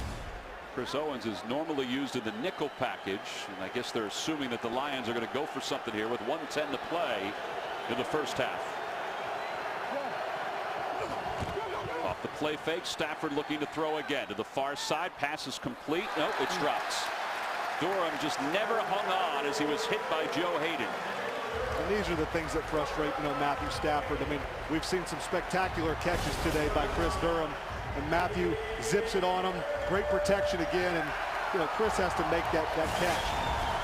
Now you're sitting in 3rd and 9, and Calvin Johnson comes back into the game, but this is where Ray Horton thrives. This is where you'll see all the exotic blitzes and stunts and everything that can frustrate your offensive line protection, as well as what Matthew Stafford is seeing in the back end of this defense. So we said, DeQuell Jackson said this is what they live for, are these opportunities. Absolutely. There's Calvin. It looks like Joe Hayden is manned up on him. Stafford looking to the left side of the field, and his pass is incomplete after a diving attempt by Pat Edwards. And it looked like Calvin was basically just brought in for your decoy route. I mean, Matthew obviously goes through his progressions. You had Calvin in the slot. You see Matthew's head. He tries to move the safety with his head to the right. And then, you know, just the drop here by Patrick Edwards. Matthew, this is a game of inches, as I said before. 3 and outs the last 4 possessions for the Lions. Benjamin takes it at the 29 and is bumped back immediately. Browns will get a chance. 50 seconds to play. Let's check in with Joel Klatt with another game break. Joel? All right, thank you, Tom. Back to Kansas City, and Jamal Charles, 7-yard touchdown run, and the unbeaten Chiefs tie it up with the Raiders. A minute to go before half in that one. It's all knotted at 7. All right, Joel, thank you very much. I was in Oakland last week, and I watched as Pryor sort of came of age for the Oakland Raiders. Whether it continues or not, obviously it's a tough environment for a young quarterback to go into. But he looked pretty good last week against the Chargers. Well, he did. And I think the movement passes that he had when he was extending plays and keeping his eyes down the field, Terrell Pryor impressed me as well. Well, it's first down from just outside the 25 for the Browns. 50 seconds left to play here in the first half, and flags come flying. I didn't see any movement along the Cleveland line. I saw Nick Fairley move. I saw Willie Young hop into the neutral zone. See what Walt Coleman has to say to us. Neutral zone infraction, number 98, defense, 5-yard penalty, still first down. You got good eyes, my man. You have good eyes. Well, as big as Nick Fairley is, you know, he's hard to miss. These guys are quarterback hungry. You know, they want to go out here and make a play. And again, Brandon Weeden, those hard counts, he's in the shotgun, getting these defensive linemen to give him free 5 yards. Joe Thomas told us that is one of the differences between Weeden and Hoyer, is that the snap count for Weeden is a little more assertive. He's a little deeper in voice. Ogbonnaya gets a first down, a gain of 8 up to the 39. Second team timeout. And a timeout called by the Browns. 30-second timeout. Tonight on Fox Sports Live, Jay and Dan will have complete highlights and analysis from the American League Championship Series, game number 2, plus a full day of NFL action, the new college football rankings, plus everything else in the world of sports. Don't miss Fox Sports Live every night only on Fox Sports 1. Find Fox Sports 1 on your provider. Go to foxsports1.com today. Big games yesterday. Michigan losing to Penn State, Georgia losing to Missouri. What a great job Billy O'Brien has done in Penn State. Despite all the circumstances, everyone telling him what they could and couldn't do, he has just continued to impress. Plus 107,000 at Penn State for that ball game. Ogbonnaya in the ball game on first down for the Browns. Weeden to throw. Pass is complete, middle of the field to Josh Gordon, who breaks some tackles and is going toward the sidelines before he's thrown out by Stephen Tulloch. That's a 36-yard pass play. Weeden told us that he needs to take a little zip off those crossing patterns. I don't think he needed to take any zip off that one. Not at all. And this is kind of in between that deep crosser and that shallow crosser. Big body Josh Gordon. He pushes off Chris Houston. He gets to about that 18-yard depth.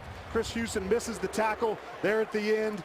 And then Josh Gordon, great finish by a big, fast. And this is what you love. What's Detroit defense known for? That big defensive front. Look at that pocket that was created around Brandon Weeden. If they get that consistently, Brandon Weeden can make the decisions down the field. Flags are launched on first down. Weeden going for it all, and he overthrows Greg Little. 27 seconds to play here in the first half. Boy, he had Little wide open. He sure did. And I think based on where the flag came in at, we're probably going to have another offsides penalty. Well, actually, illegal formation. Illegal shift, 2 men moving and not resetting. 5-yard penalty, still first down. Well, Walt Coleman gets that call right. 2 guys moving, you can't make it happen, but this is one you love the play design. You try to bait Chris Houston into instincts. Great call by Rob Chudzinski. You know, knowing the defensive personality, you know, what do guys like? Do they struggle with double moves? And you get Greg Little, he kind of stuttered those hips, and one of those passes you just barely missed. It's one of those passes that you might go back to at some point later on in the game. Listen, if I know Rob, he'll remember that one. He'll stack it away in the back of his mind and pull it up later. First down at 15 from the 30. Browns with 1 timeout left here in the first half. That was a tough pass for Ogbonnaya to handle out of the backfield, so it'll be second down. Typical first and long call there. You try to get a little screen out of the backfield, gain back 5 or 6 yards, what the penalty cost you from the illegal shift and illegal formation, and get within a manageable situation on second down. But now this is where 2nd and 15 again. You know, let's see what Jim Schwartz and Gunther Cunningham, the defensive coordinator, will dial up to get after Brandon Weeden. And they are within Billy Cundiff's range at this point, but they'd like to get a little deeper just to assure themselves an easier field goal attempt. Second down from the 30. Weeden again to throw, pumps once, throws to the far side for Gordon, who can't get it. Just beyond his reach. Boy, he had double coverage too, and he had sped past the double coverage. Delmas and Houston were both out there for the Lions, and it'll be third down. Well, again, they're going to all of Brandon Weeden's throws. I mean, you're going to get the stem in here and then get him back out. You know, you draw Chris Ogbonnaya, you kind of get those corners to settle their feet. And this is just that ball that's just, man, Josh Gordon right off the fingertips. One that you'll see from this angle here. Maybe that's when you just stick out one of them big paws and try to grab it instead of trying to two-hand it. All right, on third down, let's see what Weeden does here. Out of the backfield, he has a man. It's Ogbonnaya, and he gave the Browns a little extra breathing room down to the 22. So 11 seconds to play, a gain of 8. Darius Slay with the tackle for the Lions. And here comes Billy Cundiff. Well, this is what you were talking about, buddy. Those 7 yards, 8 yards you just pick up there on third down, make this a much more manageable kick. you like your odds here. Yeah, instead of 48 yards, you're looking at 40 yards for Billy Cundiff, who's 8 for 10 this year. The holder is Spencer Lanning, the punter. Christian Yount is the long snapper. Browns have the lead, looking for more. Kick is on its way, and it is good. Well, this has turned out to be a heck of a first half for the Cleveland Browns, considering that opening drive by the Detroit Lions. Actually, the first couple drives by the Detroit Lions. And they're losing the turnover battle as it is right now. 1 interception for Brandon Weeden. Detroit has done a good job of holding on to the ball, but in the points department, 17-7 near here at halftime. Let's go back to that play earlier in the first half, the play to Travis Benjamin. It seemed like it relaxed everybody from a Cleveland offensive standpoint. Yes, you get a big reverse, get the ball in the hands of your speedster playmaker, who had a ridiculous week on special teams last week against Buffalo. And as I said before, you don't coach speed and athleticism. Travis did a great job. Changed the field position for Cleveland. Allowed Brandon to really settle in. Norv Turner's had this offense rolling ever since. 115 yards on the ground in the first half for the Cleveland Browns, including that run by Benjamin. That's their high for a game. Wow. 115 yards. Calvin Johnson, he's been in, but he hasn't been the Calvin Johnson that everybody would expect, being 100% healthy. Right. He's definitely been on a pitch count. They've had him in on some third down scenarios. I think he's been targeted maybe once, if I'm correct. He had a drop there, probably a ball that he knows he should have caught in a big situation, but hopefully we'll get to see him more in the second half. Billy Cundiff will let this one go. Nobody was back for the Lions as it goes out of the end zone. All right, so Calvin Johnson's day so far. He's been out there, as we said. He hasn't gotten as many snaps as we're normally used to. Well, when you see him active here, it's man-to-man. Joe Hayden, this is what Ray Horton wants to do. They trust their young corner against Calvin. You see there's a lot of openings. Here's the target. He catches this one. And then decoys in other situations, third down, red zone opportunities. I think the second half we're going to see more of a focus on Megatron Calvin Johnson. 33 plays, 10 snaps for Calvin Johnson. And just that one catch that we just showed you. On first down, Stafford will take the knee, so that will be it. And this crowd of 73,300, most of which are Browns fans, feeling pretty good about what they saw, particularly in the second quarter from Brandon Weeden and the rest of their offense. Well, it's really interesting. I mean, Brandon Weeden, other than the interception, which I'll go back to, DeAndre Levy just made an outstanding play on that interception. But Brandon Weeden, he's been calm, he's been poised. They're letting him, Norv Turner is letting him be comfortable in what he's good at throwing. The deep crossing routes, we saw a minute ago, the deep corner shot that was an almost touchdown. The kid is playing well, and poise is what you want to see out of your quarterback. The other thing, too, is that he's been able to spread out his passes. It hasn't been just Josh Gordon. He's been able to spread it out to a bunch of different receivers. Well, and that also means that he's seeing and feeling the field, which is, when you break down Brandon Weeden's film, that would be the area of knock on his performances, that Tommy doesn't.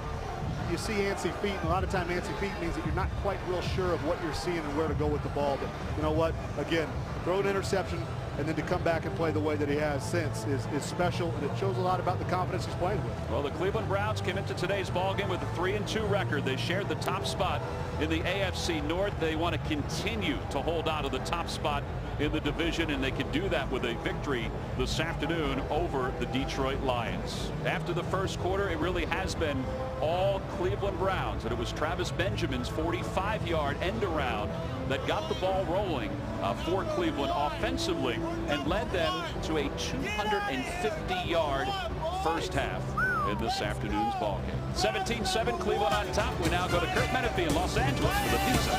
Halftime starts now. Follow your favorite team all season long. Go to itunes.com/NFL. Well, the Browns will get the ball to begin the second half. They lead at 17-7. Last 4 possessions, 3 scores for the Cleveland Browns. They probably hated that halftime game. They probably wanted that momentum to continue on.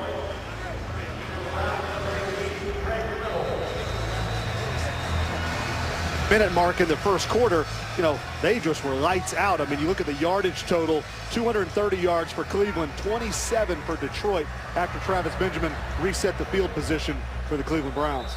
Well, the Browns will have it 1st and 10 from their 20. Let's check in with Lisa Byington. Lisa? Yeah, guys, I talked to both head coaches here at the half, and starting with Browns head coach Rob Trudinsky. He has said with his quarterback, very happy with Brandon Weeden and how he's managing the game. He said that he has gone through his progressions, has not hung on to the ball long. Now, remember, the release time, always a big deal with Weeden.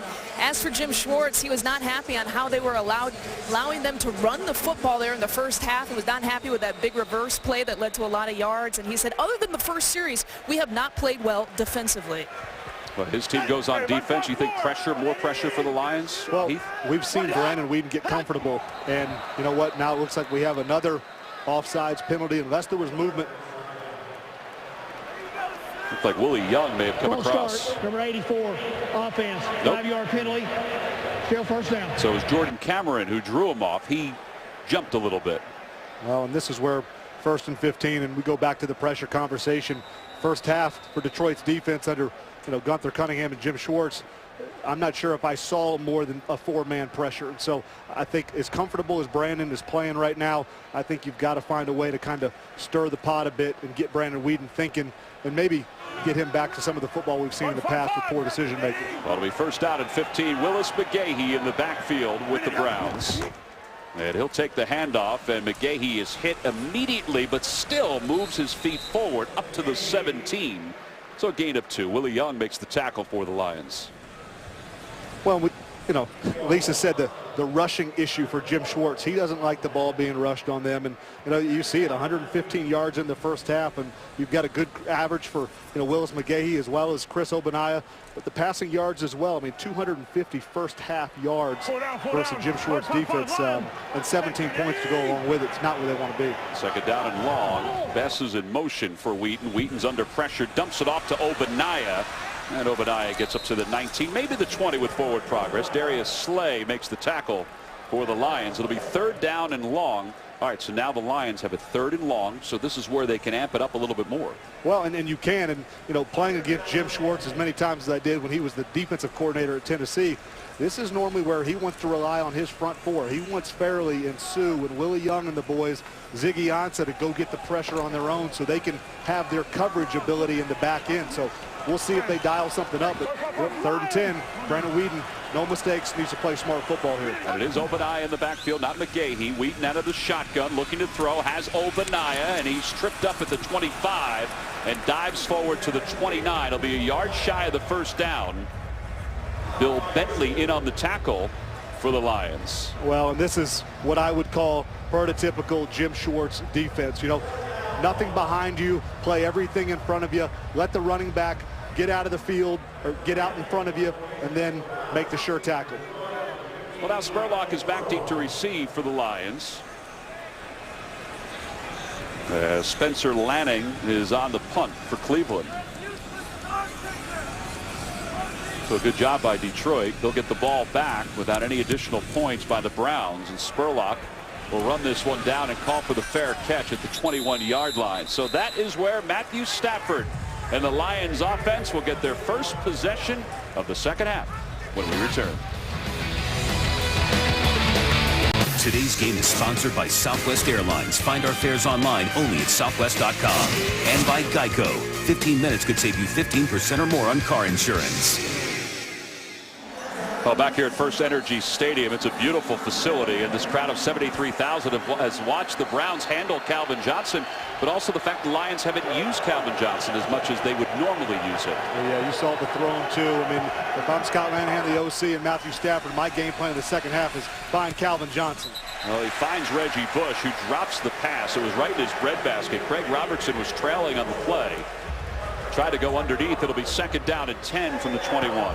Well, this is where I think the great athletes kind of get ahead of themselves at times. You saw Reggie trying to almost put his foot in the ground and get back out and make a play.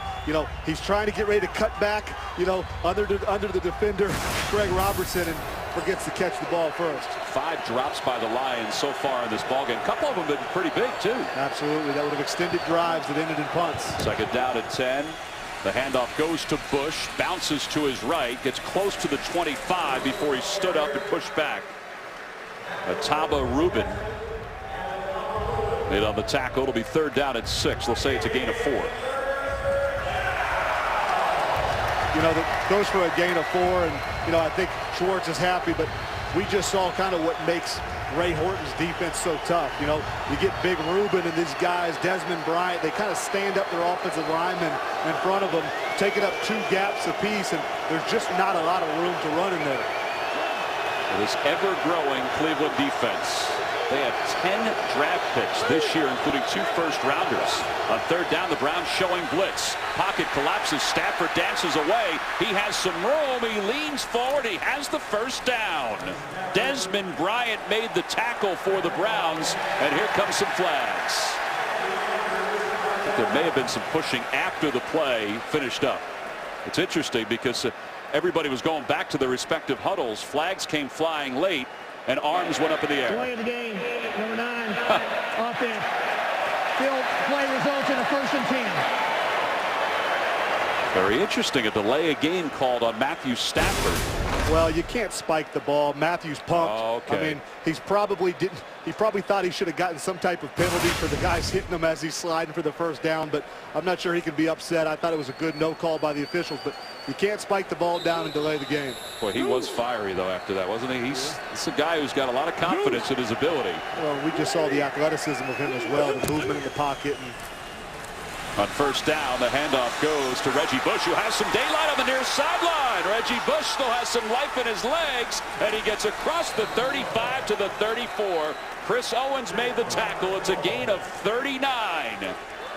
So interesting to think about what Reggie Bush has been able to do this year with the Lions. Well, a little misdirection. They're going to get him coming back here. You see the pull. The guard gets around, tight end. The Pettigrew gets around, and then it's just off to the races for Reggie. And, you know, we were watching some college football last night together, and he says, man, I remember when football was so easy.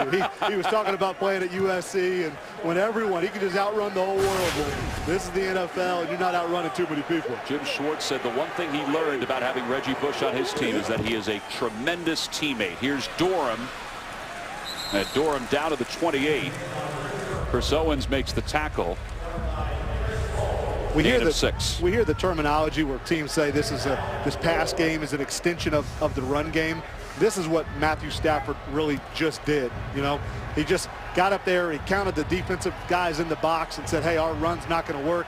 He found Chris Durham. He saw the coverage was 5 or 6 yards off him, throws the ball out there, 6 yards on first down. Now Durham now with 5 receptions this afternoon. He had 4 in the first half, 1 here in the second half. It'll be second down. Stafford out of the shotgun. Dances around, has Durham again for first down to the 21-yard line. Talking about a safety valve, a gain of 7. DeQuell Jackson with the tackle for the Browns. Well, I guess this is what we expected to see more of with the Lions offense. You know, they don't have a lot of plays over 10 yards, just more plays like this. Well, you're going to see Durham coming across here, but again, you like the protection that you get from Stafford. You know, he's able to shift his feet a little bit, steady up, slide up, make a nice completion there. Joique Bell into the ball game for the Lions, and first down from the 21. He'll take the handoff, bounces over one defender, and he's down to the 18, a gain of 3. DeQuell Jackson with the tackle. Let's check in with Joel Klatt with a game break. Joel? All right, thank you, Tom. We go to New York. Heavy play action from Ben Roethlisberger to Le'Veon Bell, and then up top to Emmanuel Sanders, 55 yards for the touchdown, and the Steelers up 16-6 over the Jets in New York. Tom? Joel, I don't know. I think I'd prefer the dance than the flip right there. That was... You'll hurt your back. That's going to hurt a lot of things. Emmanuel Sanders, you see the Steelers 0-4, looking for their first win. Sanders, the receiver out of SMU. Stafford with a little pressure, dumps it off to Reggie Bush. Bush has some room into the end zone. Touchdown Lions. 18-yard pass play from Stafford to Bush. This is all play designed by Scott Lanahan. You're going to see these guys release and go get blocks. Reggie Bush is going to come in here. This is a screen. You're going to see the penetration. You kind of block, and then let the defenders go. You see Raiola. You see the guys release downfield. Great job by Reggie Bush getting in behind his blockers. Great finish at the end of the reception as well to get in the end zone. Now, we said that Jim Schwartz said he found out that he's a great teammate. all he cares about is winning. He doesn't care about anything else. And Jim Schwartz said that Reggie Bush went to Miami and became a running back again and not a scat back. Well, he was certainly a scat back here as he pulls the Lions within 3.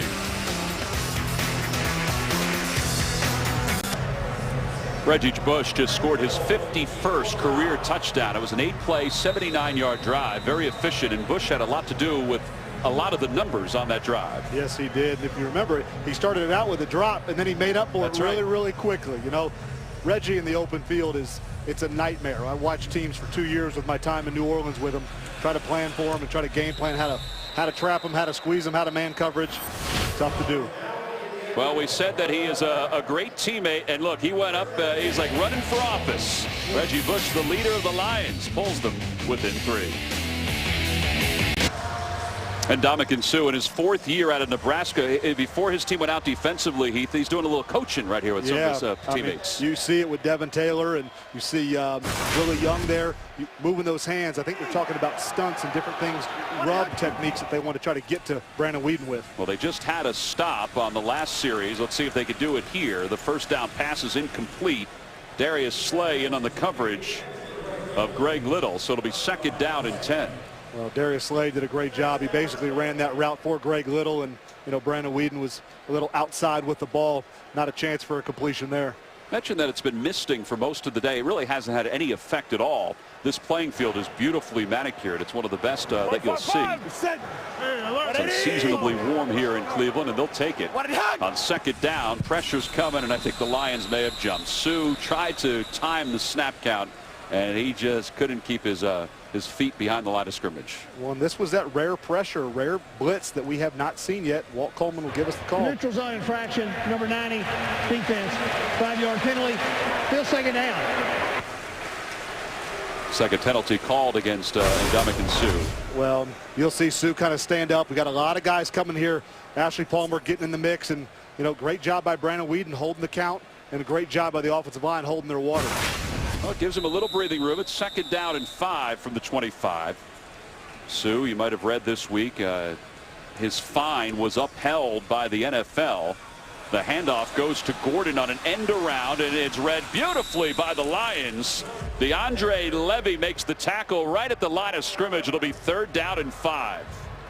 Well, and sometimes your speed and athleticism, you know, they do a great job at rally. If you watch Nick Fairley, he's going to get up here and actually overrun this action coming back. This could have been a disastrous play for Norv Turner and his offense. But again, the back end, you see the rallying speed of DeAndre Levy. Tulloch's in the mix, Ziggy Ansah. There's guys everywhere. Well, Levy has that 1 interception. He has 4 tackles so far. That 1 interception, Tom, should count for 3 interceptions. It was so pretty. Obadiah in the ball game for the Browns on 3rd down. Weeden in trouble. He's going to roll, and he's wrapped up and taken down by Ndamukong Suh. Boy, he went in hard on Brandon Weeden, and it'll be 4th down. You know, when you're a kid and they sometimes tell you you don't know how strong you are? Well, Ndamukong Suh, he just doesn't know how strong he is. There's nothing malicious about this. Here at the end of the play, I mean, he's just trying to tackle. His body's rolling over, and then Weeden, yes, a big quarterback, kind of gets tossed around like a rag doll. Talk about some of the strength feats of Ndamukong Suh, the squat, the bench, the shoulder presses.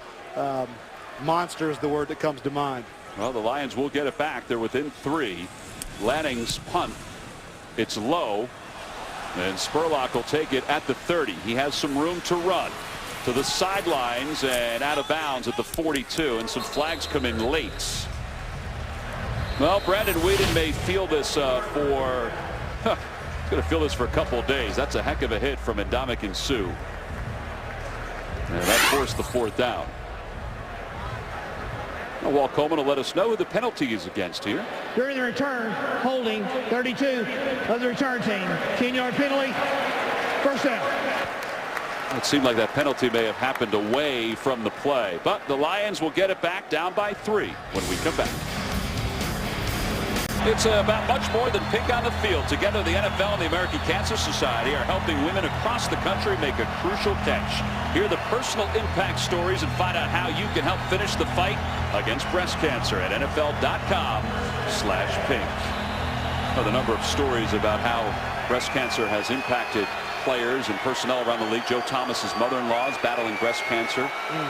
And last week, I'll tell you, the promotions and the impactful stories that were heard by so many were outstanding as Reggie Bush is stood up by the rookie Barkevious Mingo with his first big play of this ball game.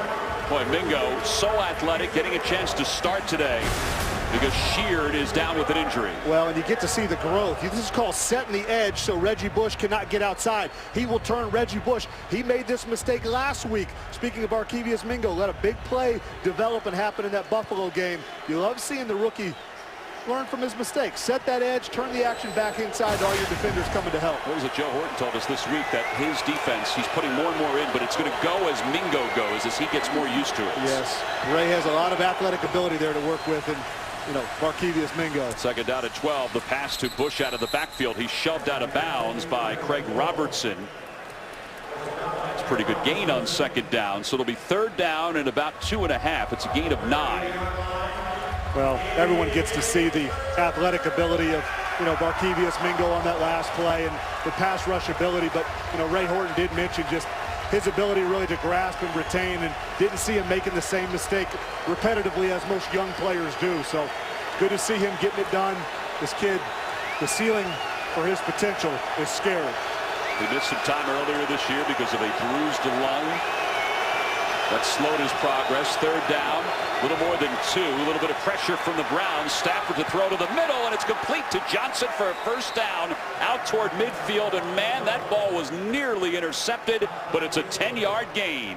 This is where that little sidearm action of Matthew Stafford will just frustrate you. He's going to get up here a little timing, and then he's going to come across. What I love about Calvin, consummate pro. He knows the depth, what he needs to get to. He gets to it, settles in that space for Matthew to be able to slip it right through all those defenders' hands. Great job by Matthew and Calvin Johnson. Ball was just beyond the reach of DeQuell Jackson. I mean, just beyond his reach. I love those camera angles because it gives the viewers at home really just the simplistic idea of just how close Matthew is to all these defenders when he's tossing that ball in there. On first down, the handoff to Bush, who gets 6 to the 45. Let's check in with Kurt Menefee for a game break. Kurt? All right, Nick Foles, his second touchdown pass of the day, a nice strike. 47 yards to Riley Cooper for the score. Puts them on top in Tampa, 21-17, late in the third. Tom and Heath. All right, Kurt, thank you very much. Mike Glennon's had a pretty good day so far, at least these last few series for Tampa Bay as they kind of regroup offensively. Right. Mike Glennon's test will be in that fourth quarter, managing the game, taking what's given to him. You know, before they had their bye week, played Arizona. I called that game. A couple late interceptions that really hurt that football team. On second down, the handoff goes to Bell. He bounces off one defender and gets close to the first down marker. It was T.J. Ward who had him. This is physical running. Again, I had Joik in New Orleans when he was an undrafted free agent. That's T.J. Ward, who is a vicious tackler. Joik very close to the third down, but T.J. Ward could have had that for, you know, a negative gain or a 0-yard gain. Instead, Joik finishes that run. Good balance. I love when running backs, not only are their shoulder pads low, but their head is up where they can see the field in front of them. A lot of guys will lower their shoulder, have no idea where they're running. Great run by Joik Bell. Great story out of Wayne State, was the Division II Player of the Year. He'll get another opportunity to get that first down and keeps the feet moving down to the 39. Second effort. Joik is pumped, gets you the first down. I guess we'll call that a haymaker, the first down motion. But again, listen, this defensive front for Cleveland, they've done their job today. Just good effort by Joik Bell, finding a way to find that extra yard or two to get that first down. Said Bell is in his third year. He was the Harlan Hill winner back in 2009 for the best Division II football player. You're good. You can play. He's got a sweet back flip, too. Hopefully he'll get a score today. Maybe we'll get to see it. On first down, the handoff, the inside handoff goes to Bush. T.J. Ward with the tackle. Well, and they're chewing some clock. You know, obviously there's still plenty of time left in the game, but they are now trying to garner control of every part of this game. Well, and let the momentum of this game that swung at halftime really stay on their side. I mean, before halftime, I mean, the yards, everything, the score spoke to Cleveland dominating this game. Detroit, Cleveland gets the ball first to start this half. Detroit stops them. They go down and score. They stop them again. Now Matthew Stafford's here driving his team again. 29 pass plays for Stafford, 7 different receivers. Stafford to throw, and his pass is incomplete over the head of Durham, who was able to turn his man and had an opening. Buster Skrine slipped down, and that would have been enough for a first down. Well, Stafford does not like this at all. You know, it was a good route by Chris Durham.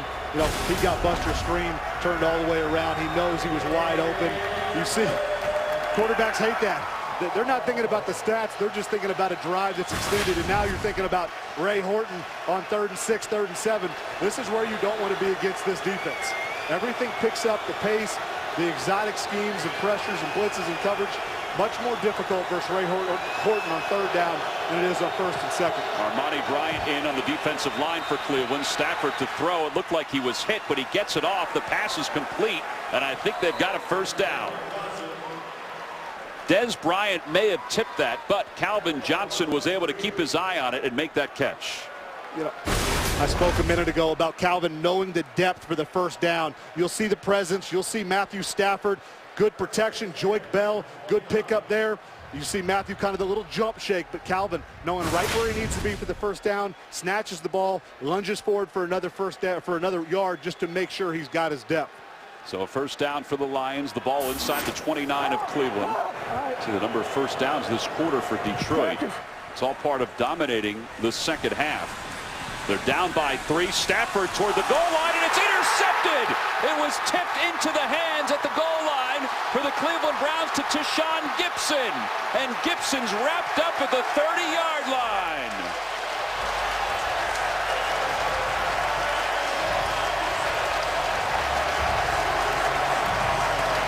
A 33-yard return off the tipped interception by the second-year pro out of Wyoming. It's his second INT of the year. Tashaun Gipson, you need to thank Buster Skrine. Great job on him. Matthew Stafford, obviously frustrated. Tashaun Gipson, like I said before break, you need to thank Buster Skrine. Look at him break on this ball. Beautiful defensive play right into the hands of Gipson, and then a nice return. 1st and 10 at the 30-yard line for the Cleveland Browns. Well, that's the 11th deflection of the year for Skrine. That leads the Cleveland Browns. That was a big one, so the Browns will take over. The handoff to McGahee, and McGahee's wrapped up and taken down by C.J. Mosley after a gain of 2. So 2nd down and 8. Mosley, the 9th-year pro out of Missouri. Pretty happy after their victory yesterday over Georgia. A costly victory at that. Costly, yep. James Franklin, their quarterback, out with a separated shoulder. 2nd down and 8. But what a momentum swing. That just stopped everything. Well, it was back-to-back great drives by Detroit. Interception. Weeded in trouble. He throws it up for grabs, and he has his tight end, Barnidge.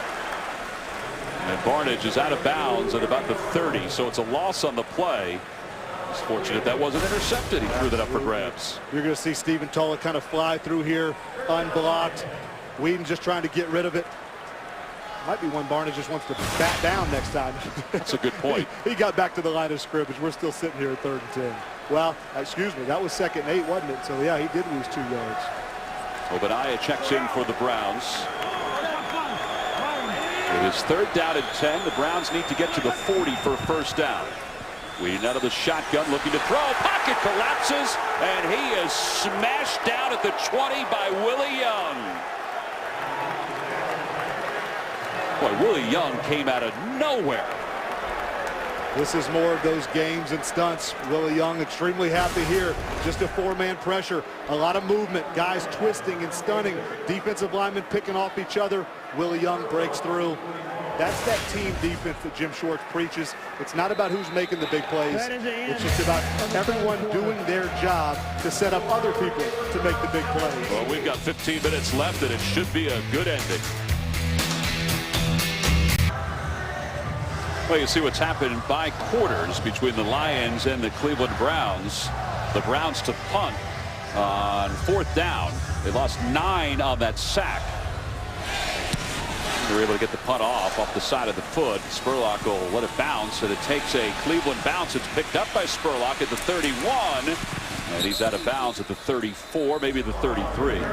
Fox tomorrow, it's everyone's new favorite drama. Sleepy Hollow has critics raving. It's unlike anything else on television. A mysterious child is found from another era. Does he carry a deadly secret? See why everyone is hopelessly hooked on Sleepy Hollow. It's all new tomorrow night at 9, 8 Central on Fox. Well, Matthew Stafford, his team didn't really lose a whole lot after that interception. And his fourth quarters, I mean, he definitely has a leg up on Brandon Weeden. Well, and he is one of the best. It's not just Weeden. His numbers were there with the best in the business with the elite quarterbacks. And so you see the 0 interceptions, and that's what's going to be key for Matthew Stafford. Tremendous quarterback rating.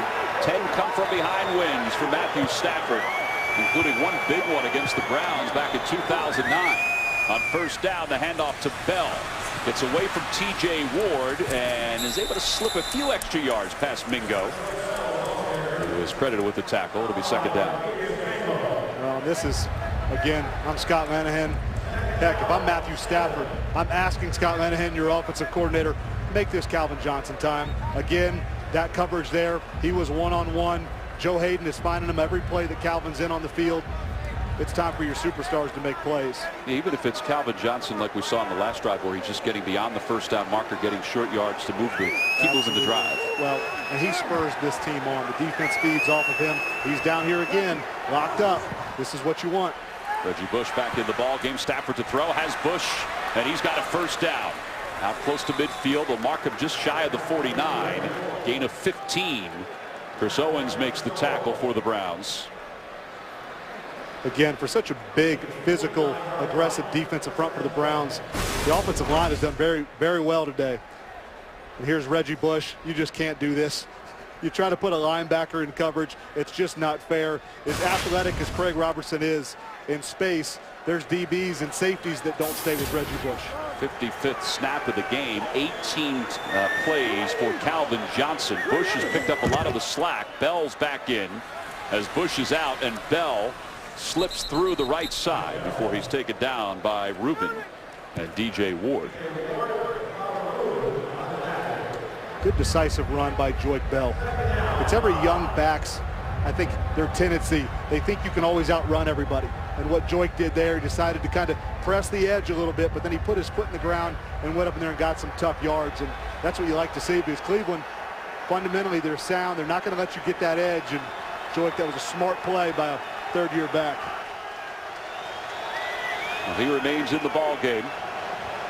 3 receivers off to the left for Matthew Stafford.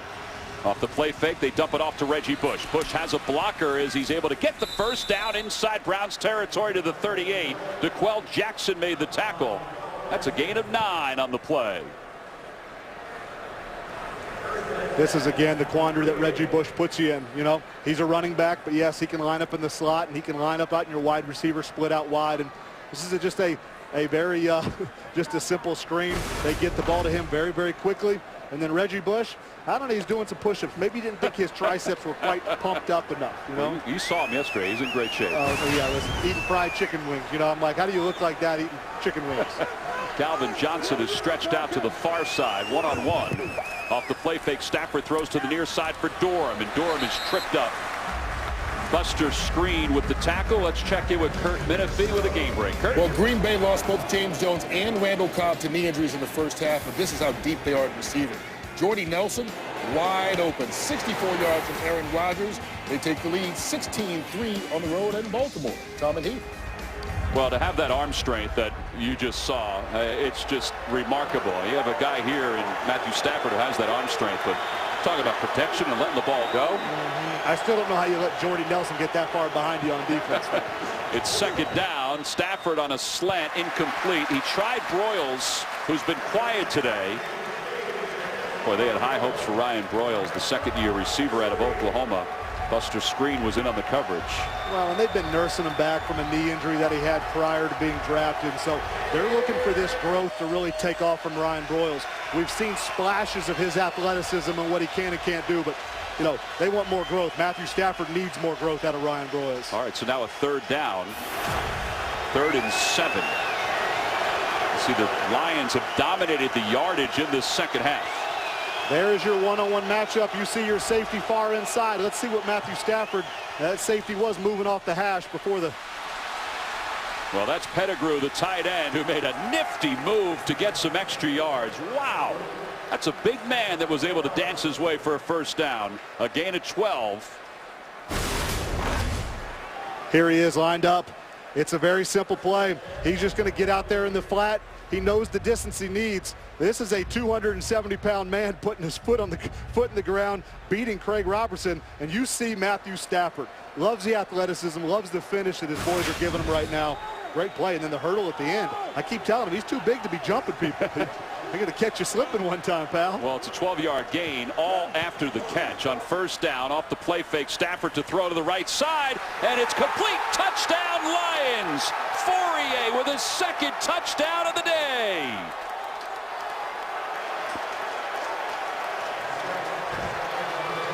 And I don't want to upset one of my good friends, Jimmy Graham, the tight end from the Saints, but this dunk by Fourier at the end of the play, after the scoring play, after this touchdown, is ridiculous. I love what Matthew Stafford did. He found his mismatch. Fourier, 6'7", can jump, and then watch this dunk at the end. I mean, it's like, oh, they killed you at home. we had a windmill dunk coming for you that was like Dominique, who's my basketball player? Dominique Wilkins. Yes, Wilkins. Remarkable. Second touchdown reception of the day for Fourier. Third touchdown pass for Stafford, and the Lions have the lead, up by 4 with 10:35 to play here in the fourth quarter. We said he's high percentage around the goal line. Today's game on Fox is sponsored by Lowe's. Lowe's, never stop improving. By Bud Light, official beer sponsor of the NFL. And by Pizza Hut. Prep for game day by ordering online from Pizza Hut. Make it great. Well, it's remarkable that every sport is a game of adjustments, and the Lions did some amazing adjustments coming out at the half. They just wrapped up an 8-play, 67-yard touchdown drive, and this is after an 8-play, 79-yard touchdown drive, a 10-play drive that resulted in an interception. So they have held on to the football while taking the lead here in the second half. Little is back deep to receive, and he will take a knee. Well, we'll let everybody at home decide which one they like better. This is the first touchdown in the dance by Fourier.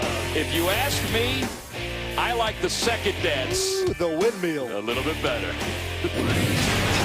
Busy day on Fox. Game 2 of the American League Championship Series from Fenway Park tonight. David Ortiz and the Red Sox try to avoid going down 2-0 against Miguel Cabrera and the Tigers. American League Championship Series Game 2 tonight following football.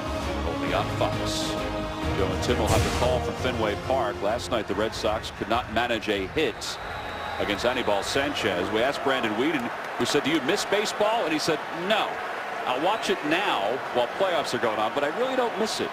From a minor league player.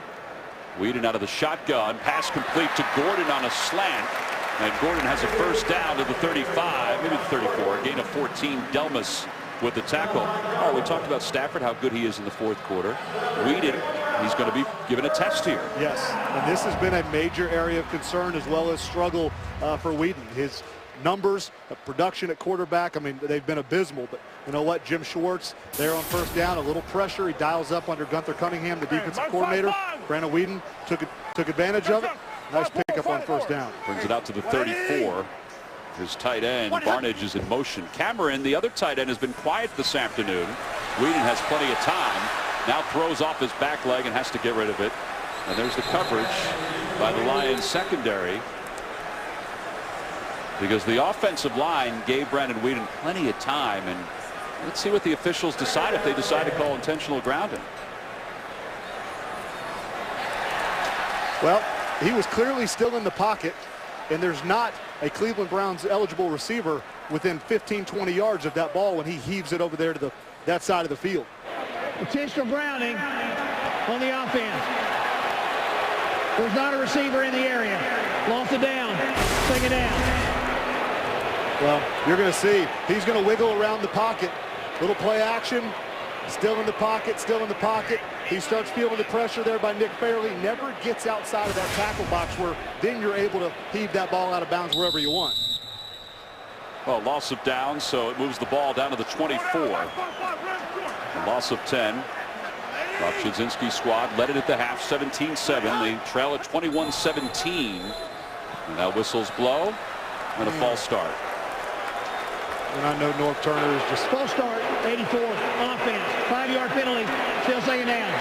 And this is the second false start today on Cameron. You know, these are the penalties. Not only do you lose a down on first, you lose 10 yards. On second down, now we're sitting here at 2nd and 25. Self-inflicted mistakes. Well, this is also the spot where Joe Thomas told us that the Lions' young defensive line, this is where they pin their ears back a little bit. They're feeling it. They have the lead, and they're into the ball game. Whedon pumps once, throws to the far side, and it's complete to Little. Did he keep both feet in? And they'll talk about it. And they're saying that he did not keep his feet in. Well, there was no signal by the officials. They talked about it. It looked like one thought yes and the other thought no. And let's see if the Browns throw the red flag. And there it is. Rob Chudzinski just threw the red flag, so they'll review it. 9:41 to play here in the fourth quarter. Hey, this is a big play considering the Browns are down 4. Cleveland is challenging the ruling on the field of an incomplete pass. So we've got a challenge. Take a look. See what you think as we go to break, and we'll talk about it more when we come back. Today's game is sponsored by Ram Trucks. Guts, glory, Ram. Well, back here in Cleveland, this is a huge play that they're reviewing at this moment. Heath, take us through this and tell us what you think. Well, it's 25 yards is what they're trying to get for a first down. Little goes up. You're going to see the catch, strike with the left foot, right heel hits. But the one question I have... After reviewing the play, the ruling on the field stands incomplete pass. Cleveland will return to their first team timeout. And folks at home, especially Cleveland Browns fans, before you erupt, here's the thing you can't see. When that right heel struck the ground, I think the left foot had already drug out of bounds. And there was an ever so slight shift in the football in Greg Little's arm as he was coming down. It was very, very, very slight shift, but maintaining possession of the ball as well as both feet being in bounds. Bob Boylston is our replay official, and you heard Walt Coleman come up with a decision. So now it's 3rd down and long for the Browns. 9:41 to play, fourth quarter. Whedon out of the backfield. Obadiah will get up to the 32, but he's well short of the first down. Chris Houston with the tackle. Boy, that was a tough call to make. That is one of those where the physical evidence, I'm not sure, was enough to overturn it, because I think when that right heel struck the ground of Greg Little, that's a good point. The left foot might have already drug out of bounds. And it's, you know, angles are everything. So close to call. Well, 4 possessions in the second half for the Browns, just 1 first down. Spurlock back deep to receive this punt. It's hanging up there pretty good. He'll take it at the 24. Flags come flying on the sidelines. That's because somebody was shoved out of bounds on the coverage. Hazel with the tackle. The Lions right now have it first down and 10 from about the 26. It was a 44-yard punt and just a 2-yard return. Flag went flying. Hat came off. And Walt Coleman will let us know what the decision is by the officials. Unsportsmanlike conduct, number 24 of the kicking team, did not come back in bounds immediately. That's a 15-yard penalty from the end of the play. First down. Well, Bonabosi called for the unsportsmanlike conduct penalty. This is a play that they'll talk about, particularly if the Browns don't win this ball game, for quite some time. Well, Matthew Stafford has the lead, and now the ball. It's the second best field position for the Lions to start a drive in this game. They were down 17-7 at the half, and they have taken a 21-17 lead with 14 unanswered points. The handoff goes to Reggie Bush. Bush has a blocker. Boy, Pettigrew gave him some room. And he gained 3. So Reggie Bush, Lisa, may be getting a lot more of the burden because Joique Bell is no longer on the sidelines. The Lions rushing him into the locker room to evaluate a rib injury. They would not confirm on if he's getting x-rays or not. What I can tell you is when trainers were putting pressure points on his ribs, he was grimacing in pain. They tell me his return is questionable. I'm going to tell you, though, he was frustrated and smacked his hands together. He did not look like a player that was going to return anytime soon. Well, you think about, Lisa, what he and Reggie Bush have done combining in the backfield today. It's been a great weapon for the Lions. The Browns have not allowed a 100-yard rusher this year, but the combination has really proved fruitful. And there's Durham with another reception inside the Browns territory, a gain of 17. Robertson makes the tackle. So I guess no more questions about whether Matthew Stafford can find another receiver other than Calvin Johnson. Well, he has found Chris Durham today. You're going to see, he's going to come in here, just sit in here, and you'll watch Matthew Stafford. He's going to give him that stupid little sidearm. I call it stupid because it frustrates defensive coordinators because you can't bat the ball down. He's slicing it literally at waist level of the D lineman, zipping it to wide receivers. 8 catches, 83 yards for Durham. On first down, the handoff goes to LeSure, and LeSure lowers his shoulder and gets down to the 35. It's a gain of 4. And it'll be second down and 6. So LeSure with 2 touches today. Right. Maybe he gets more action here in the fourth quarter. Well, I think the real task for Mikel will be if he's called on to protect for Matthew Stafford in the third down situation, an area of weakness for him, sometimes the middle blunder. A very capable ball carrier, Theo Riddick today. The fourth back is down. He's normally your special team standout, and so Mikel gets called up today.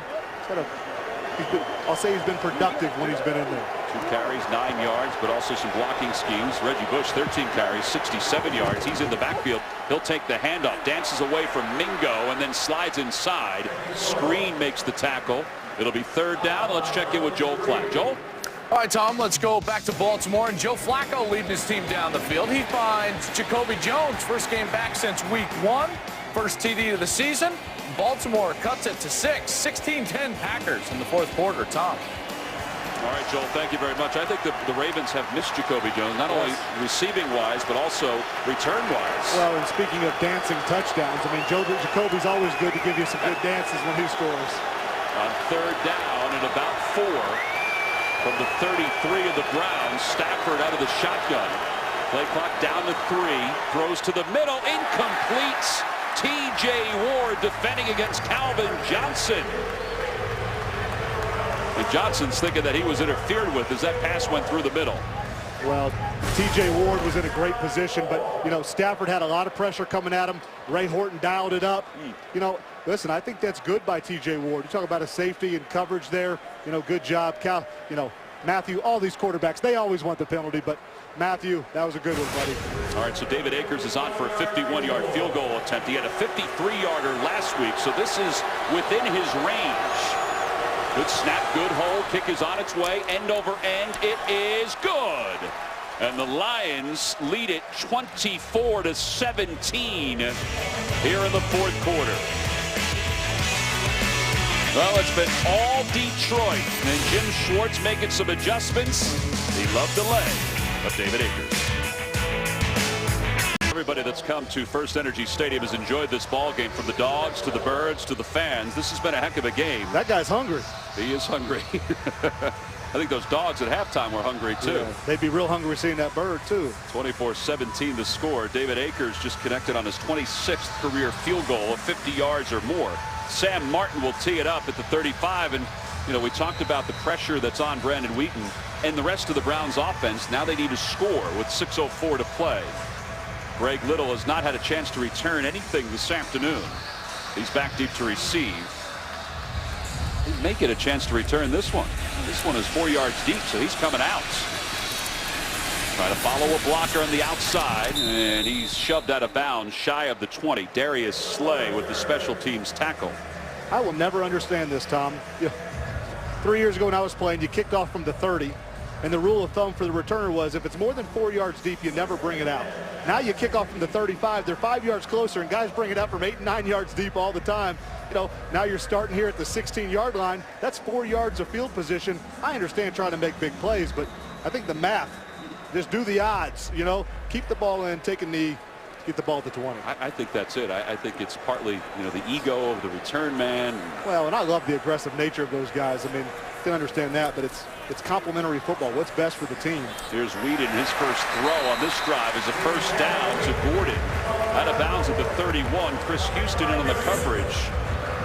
It's a gain of 15, so that's 48 yards in the second half combined for the Browns. Well, these are the routes that Brandon is so good at throwing. That deep, strong arm. You know what? He gets in there. That's a tough ball to throw. He zips it in there. This is where Norv constantly trying to balance of, hey, call a game plan, yes, but keep our quarterback hungry and really comfortable making throws that he can make. One INT so far today. Whedon's under pressure. He gets rid of it, and it's tipped and nearly intercepted again. Willie Young was in on the pressure, and the ball was nearly intercepted by Bill Bentley. I mentioned Whedon had a streak of more than 100 passes completed without an interception that ended today. Well, Bill Bentley, this is one where this is why Bill Bentley's a DB and not a wide receiver. That should be an interception for Bill, a second-year player. This is a raw player with a lot of talent that's still kind of growing into the talents the good Lord gave him. So second down, Obadiah checks in for the Browns. He's in the backfield. Cameron, who's been quiet today, is in motion for the Browns. Now he'll get the pass play. And it's a quick gain. He's out of bounds at the 37, so a gain of 6. Well, he has been quiet today. I mean, I believe that's his second catch of the day, if I'm correct. You know, he's had 2 false start penalties that have been costly on drives. And, you know, this is a guy that, you know, we were speaking of Bill Bentley just a second ago for the Detroit defense, developing into his talent. You know, Cameron falls into that same classification, a guy that's got a lot of growth and has made some special plays so far this year. Had some conversations this offseason with Tony Gonzalez to try to learn the game a little bit more, learn being a tight end on the NFL level a little bit more. Whedon with a quick pass, complete to Gordon, who's at midfield and inside the Lions territory.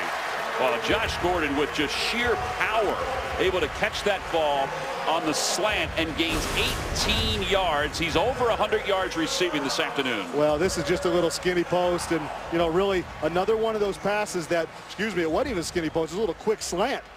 Gets in there, bodies up the DB, I believe it was Darius Slay, and that's just easy pickings for Brandon Whedon. So Whedon with a first down, dancing around, he's under pressure, just flips it, and it is intercepted. A poor decision and the second interception of the day for DeAndre Levy. Well, the dog pound's not so happy right now. Again, a spectacular play by Levy. I don't want to take anything away from him, but this is the things that Brandon Whedon has done. We showed you a little bit ago what Stafford does in the fourth quarter and then what Whedon does. This is a Brett Favre type play by Brandon Whedon. Escapes the pressure, kind of shuffle passes it out there, trying to make something happen. Chris Obadiah just too far away. DeAndre Levy sees it the whole way, breaks in front of it. Whedon trying to do too much. This is where you just got to manage the situation, because now this Detroit sideline, the momentum, it's all theirs. Fourth quarter, 4.5 minutes left, 24-17. Matthew Stafford, the way he's played in this fourth quarter, it might be more than 24-17 here in just a second. One of the things you talked about during the outset of this ball game was that Brandon Whedon just can't lose this game for the team. He has to be efficient. You know, he has to help them win the ball. He just can't lose the game. Well, and what did Chud, you know, praise him to Lisa about at halftime is that, you know, he's being a good manager. He's taking care of the ball. He's doing the things we've asked him to do. And listen, I understand trying to make plays, they happen. But, you know, as a quarterback in this league, these are the areas where you're judged on. And he's played well today. That's his second interception. The first one was just spectacular by DeAndre Levy. On first down for the 49 of Cleveland. The Lions with the lead, handed off to Reggie Bush. Trying to chew up some clock. Bush bounces off Buster's screen and then goes forward for a couple of yards. It's a gain of 3. It'll be second down and 7. Mingo is credited with the tackle.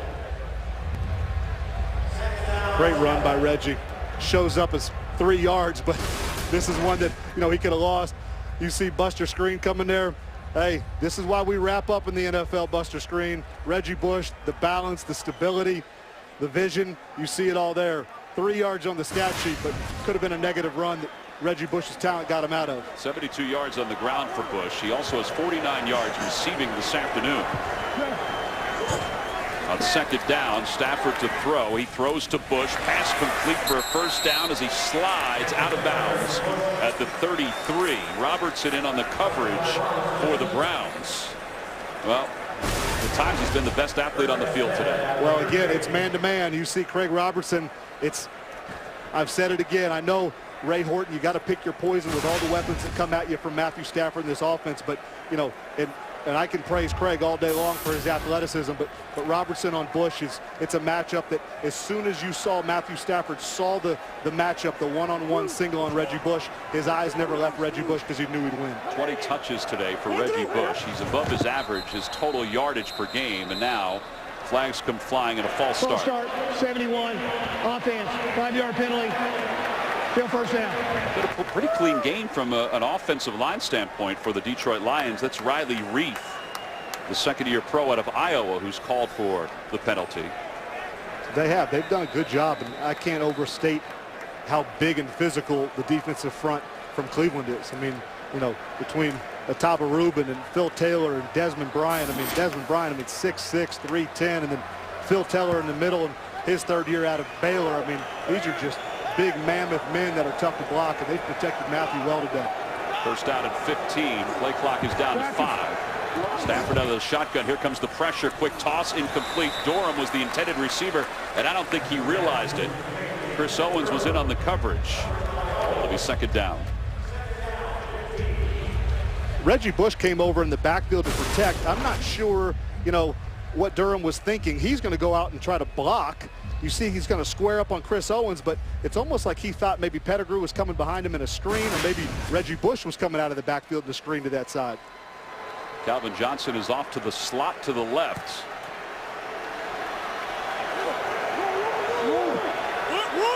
Empty backfield on second down and 15. Here comes the pressure, and the pass is complete to Pettigrew, who's short of the first down. Paul Kruger was coming right into the face of Stafford. T.J. Ward made the tackle on Pettigrew. It'll be a manageable third down. Team timeout, Cleveland. Well, we're at that point of the game where the Browns need to think about these timeouts. Well, this is where, you know, Ray Horton again, it was a second down situation. He dialed up the pressure. Brandon Pettigrew was able to beat man coverage. And Matthew Stafford just dices that ball in there again. Now you've got a manageable 3rd and 3 situation, and this really limits the capabilities of the Cleveland defense. It's a run situation with Reggie Bush. It's a screen situation. It's a shot situation.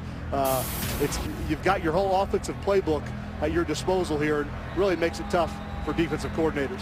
Well, the other thing that's important is that the Lions, from a Lions standpoint, is that they are within field goal range right now for David Akers. They're up by 7. A field goal could be a backbreaker with 3:01 to play. Come up with a 2-score game, and David Akers has already hit, you know, from, what was that, a 50-yarder earlier, and so you're more than in a manageable distance for his leg.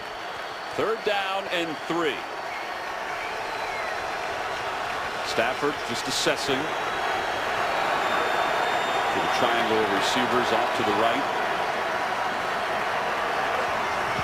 Long snap count, trying to set up something in the middle, and it's incomplete, intended for Calvin Johnson. Screen was in on the coverage, and here comes a late flag as Stafford is down on his back at the 45.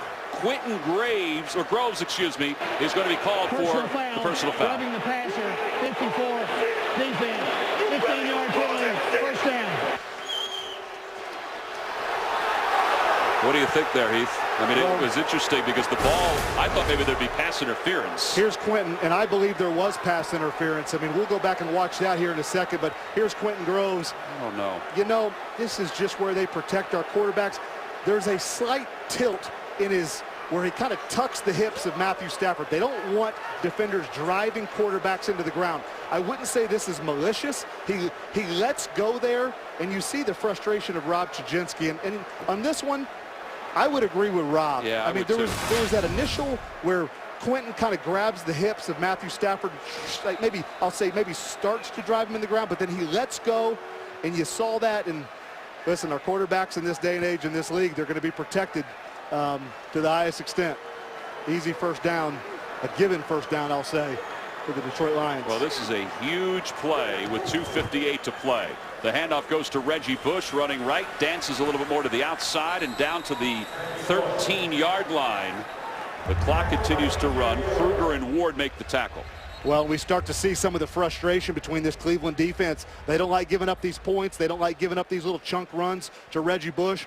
Phil Taylor was in on the tackle there, kind of shoves Reggie Bush at the end of the play. If you start to see some of the dysfunctional break. And final team timeout. Cleveland, 30-second timeout.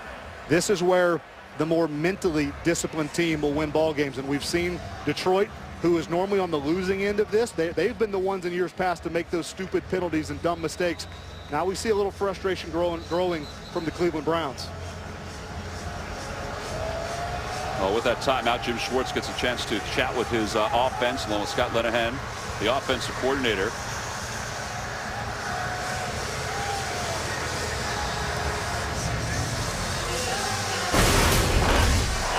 Well, here's the play again.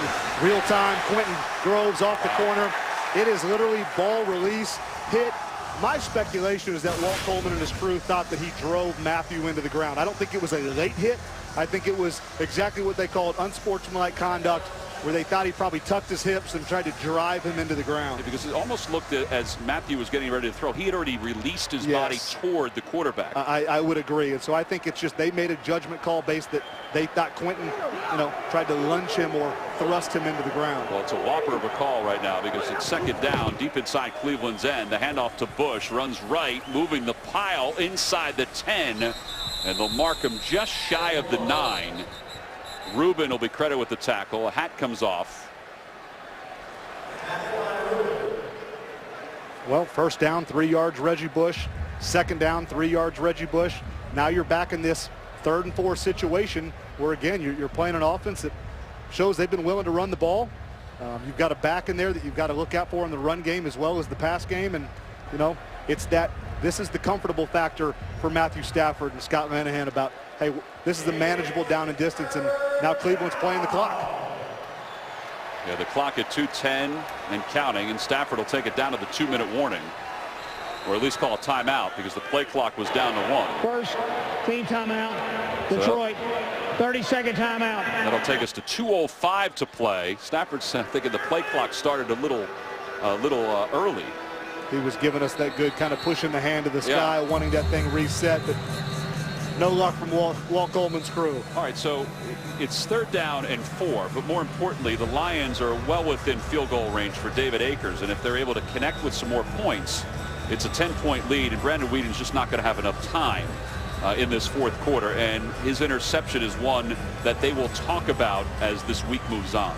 Well, this is where you just manage the game. If you're Scott Linehan and Jim Schwartz, you probably take Matthew Stafford. The ball is on the right hash. You find out where David Akers wants to kick from. If it's the right hash or left hash or dead square in the middle, you do a little quarterback sneak, let him center up the ball on 3rd down, go to the 2-minute warning, come back out, and make this a 2-score ball game. Reggie Bush in the backfield with Stafford. Doesn't look like they're going to take my advice. I think they're going to go for the jugular. It does look like they're going to go for the end zone, or at least the first down. The shotgun is Stafford on 3rd down. They need to get across the 6. He's throwing toward the end zone, and once again it's a touchdown to Fourier, his 3rd of the day, and it's a brand new dance. It was a new dance, but it was too close to the first dance we saw of the day. I'll give you a high score on the touchdown catch, the adjustment. Listen, look at the height differential right here. This is what Matthew Stafford sees. T.J. Ward, I know Ray Horton's trying to pick his poison, but T.J. Ward doesn't stand a chance on this right here. And then, is that off Pee Wee Herman from like in the 80s? I'm not sure what that is, but he needs work on that one. I prefer the windmill dunk we saw on touchdown number 2. I would agree with you on that one. Fourier with 3 touchdown receptions. Stafford with 4 touchdown passes. Akers on for the point after to make this a 14-point game. It is good. It is 31-17. Lions on top. They've outscored the Browns 24-0 in this second half. Wow. Talk about halftime adjustments. Cleveland had taken complete control of this ball game going in at halftime. They get the ball to open up the second half. 3 and out. Detroit goes down and scores.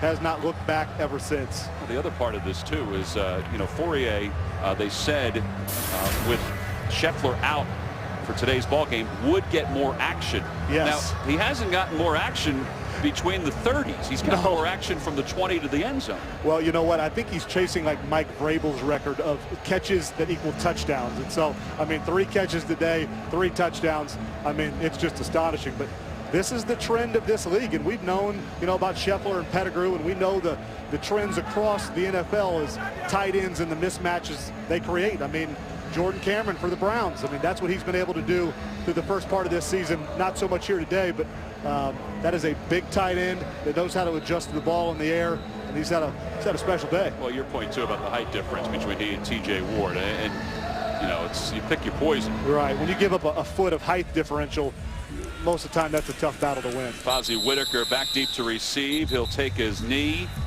The Browns will have it first and 10 from the 20. Fourier with another touchdown, his third of the day.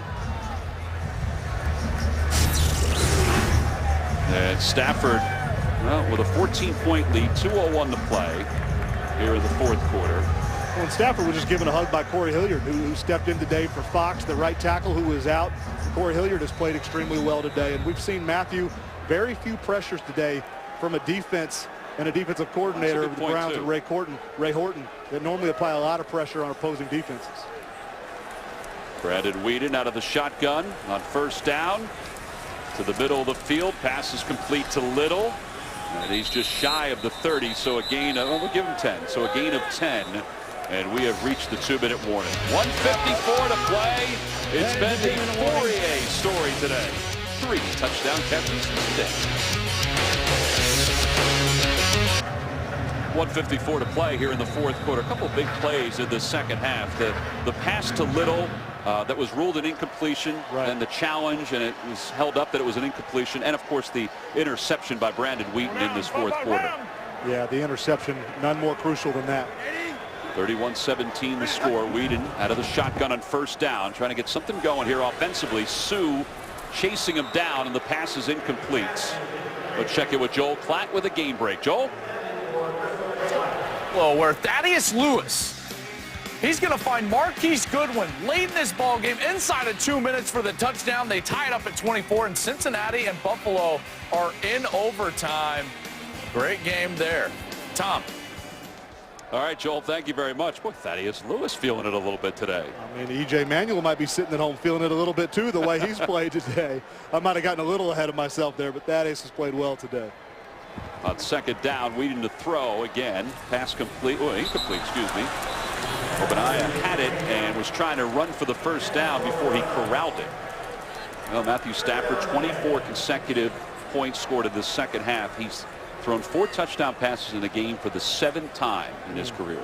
Well, he's just, like we talked throughout the course of the game, the maturation process, getting to kind of see it in front of your eyes, and his connections today. I mean, 3 of those touchdowns to Joseph Fourier right there, your undrafted rookie free agent out of UCLA. Unbelievable. We'll get a chance to play today with Tony Scheffler out with a concussion. On third down, Weeden to throw again. Pass complete to Cameron, his tight end. Cameron trying to get to the first down, but he's a yard shy. Well, obviously you look at the score, a minute and 30 left. Your hope is slim and your chances are slim, but they need to be more aggressive, taking shots down the field than just dinking and dunking. 4th and 1 here. We'll see what Noah Kerner's going to draw up. You've got a size mismatch across the board with Gordon and Little. Find a way to get those big horses the ball. Obadiah on the little draw play to pick up the first down. Good safe call. And they'll move quickly up to the line of scrimmage. Again, it's a 14-point lead. It would have to be a miracle for the Cleveland Browns. You got to score quick and get that onside kick, and then anything can happen. On first down, Weeden to throw to the middle of the field. Obadiah has it for first down inside Lions territory to the 40. The Browns have no timeouts left, so this is just trying to end the game on a positive note. In fact, the Lions are substituting defensive linemen now. Devin Taylor checks in, and I think they have to burn a timeout. Weeden spiking the ball, excuse me. So it's second down and 10. You see Israel Adonijah and Ndamukong Suh. Some heavy breathing going on there. Suh's been working hard all day. This front 4 haven't had a lot of help with pressures and blitzes and dogs. It's been these 4 getting after Brandon Weeden. Yeah, the Browns with 363 yards in total offense. A lot of that came in the first half. The second half, it's been all Detroit. On second down, Weeden to throw. Dancing around in the pocket. Under pressure. Thrown down. He loses the ball. It's free, and it's picked up by Rainey. And Rainey running to the far side of the field, out of bounds at the 28. Looks like I don't think you could advance that. They are marking him down. Because he threw it forward, well, it looked like. Yes, well, I'm not sure. We're going to. Oh, yeah, he threw it forward. He did throw it forward. The only one that can advance that ball would be Whedon. The one that fumbles the ball is the one that can scoop it up and advance it. Otherwise, it's We have marked. a fumble on 4th down. The ball comes back to the spot of the fumble. First down, Detroit. Well, no, it was, Second down. I mean, second down. Second down. I was getting ready to help Wald out there. Should be 3rd down now, Should be not 3rd down, second. yeah. He said 4th was the down. Obviously, a little confusion there for Walt Coleman. But, you know, as soon as Bobby Rainey scoops up that ball, that is where that ball would have been placed at. You know, if the Lions wanted to review it, I mean, he did throw it forward. Yes. I know it's a fumble. That's what it was called, but he did throw it forward. 27 seconds to play here in the 4th quarter. Whedon throws, pass complete to Cameron on 3rd down. And Cameron running to the near side, out of bounds at the 23, make it the 22. So he has a first down. The clock stops 17 seconds to play. Gain of 33. I should say officials review, not the Lions reviewing it. So it'll be first down with 17 seconds left, and the Detroit Lions are going to head back home with a victory today. And let's face it, it was a very impressive second half. Yes, it was. I mean, it starts, you know, despite the fact that, you know, Calvin Johnson wasn't active, it starts and ends with, you know, Matthew Stafford, the way they were able to really, you know, balance this offense with him being on somewhat of a pitch count in this offense that he played. Had a few impact plays, but not the, I think, the impact we were hoping he would have throughout the course of the day. Pass was intended for Greg Little. It's incomplete, broken up in the corner of the end zone. It'll be second down. Chris Houston was in on the coverage for the Lions, along with Glover Quinn. We mentioned during the outset that someone was going to leave this ball game in first place in their respective division, and you can see how important it is to go 4-2 to start the season. It's a huge difference. Team timeout. Detroit. It's not saying that the Browns can't make the postseason, obviously, but that is a drastic difference in percentage. Talk about 23%. You know, how was that Auburn math there, Tom? I think it was pretty good. That was excellent. But well, it's because I worked on it last night when I saw the graphic in our meeting. But no, it is. Listen, you know, stats are, I think they're good for motivation. I mean, Cleveland, you look at their division, not sure how Baltimore was wrapping up today versus Green Bay, but another division that's, you know, I would still say up in the air. And so Rob Chudzinski's got this team heading in the right direction. Don't forget, coming up, the Pepsi Game Break. Kurt and the guys will get you caught up on today's action around the league and get you set for America's Game of the Week. Glover Quinn, the veteran, came over from the Texans. What did he say? Came over from the Texans and wanted to play a straight-up safety position. Well, yeah, I mean, he really wanted to challenge himself. You know, in Houston, you know, under Wade Phillips, he was in the box. He was covering a lot. He was doing a lot of different things. And, you know, Jim Schwartz still demands a lot of him here, but he does. He gets in that deep third. He has a lot of responsibilities on his shoulder. He is a main communication piece for this defensive backfield. And, you know, Jim Schwartz loves the addition of Quinn. Well, 12 seconds left to play here in the 4th quarter. The Lions will improve to 4-2. The Browns will drop to 3-3.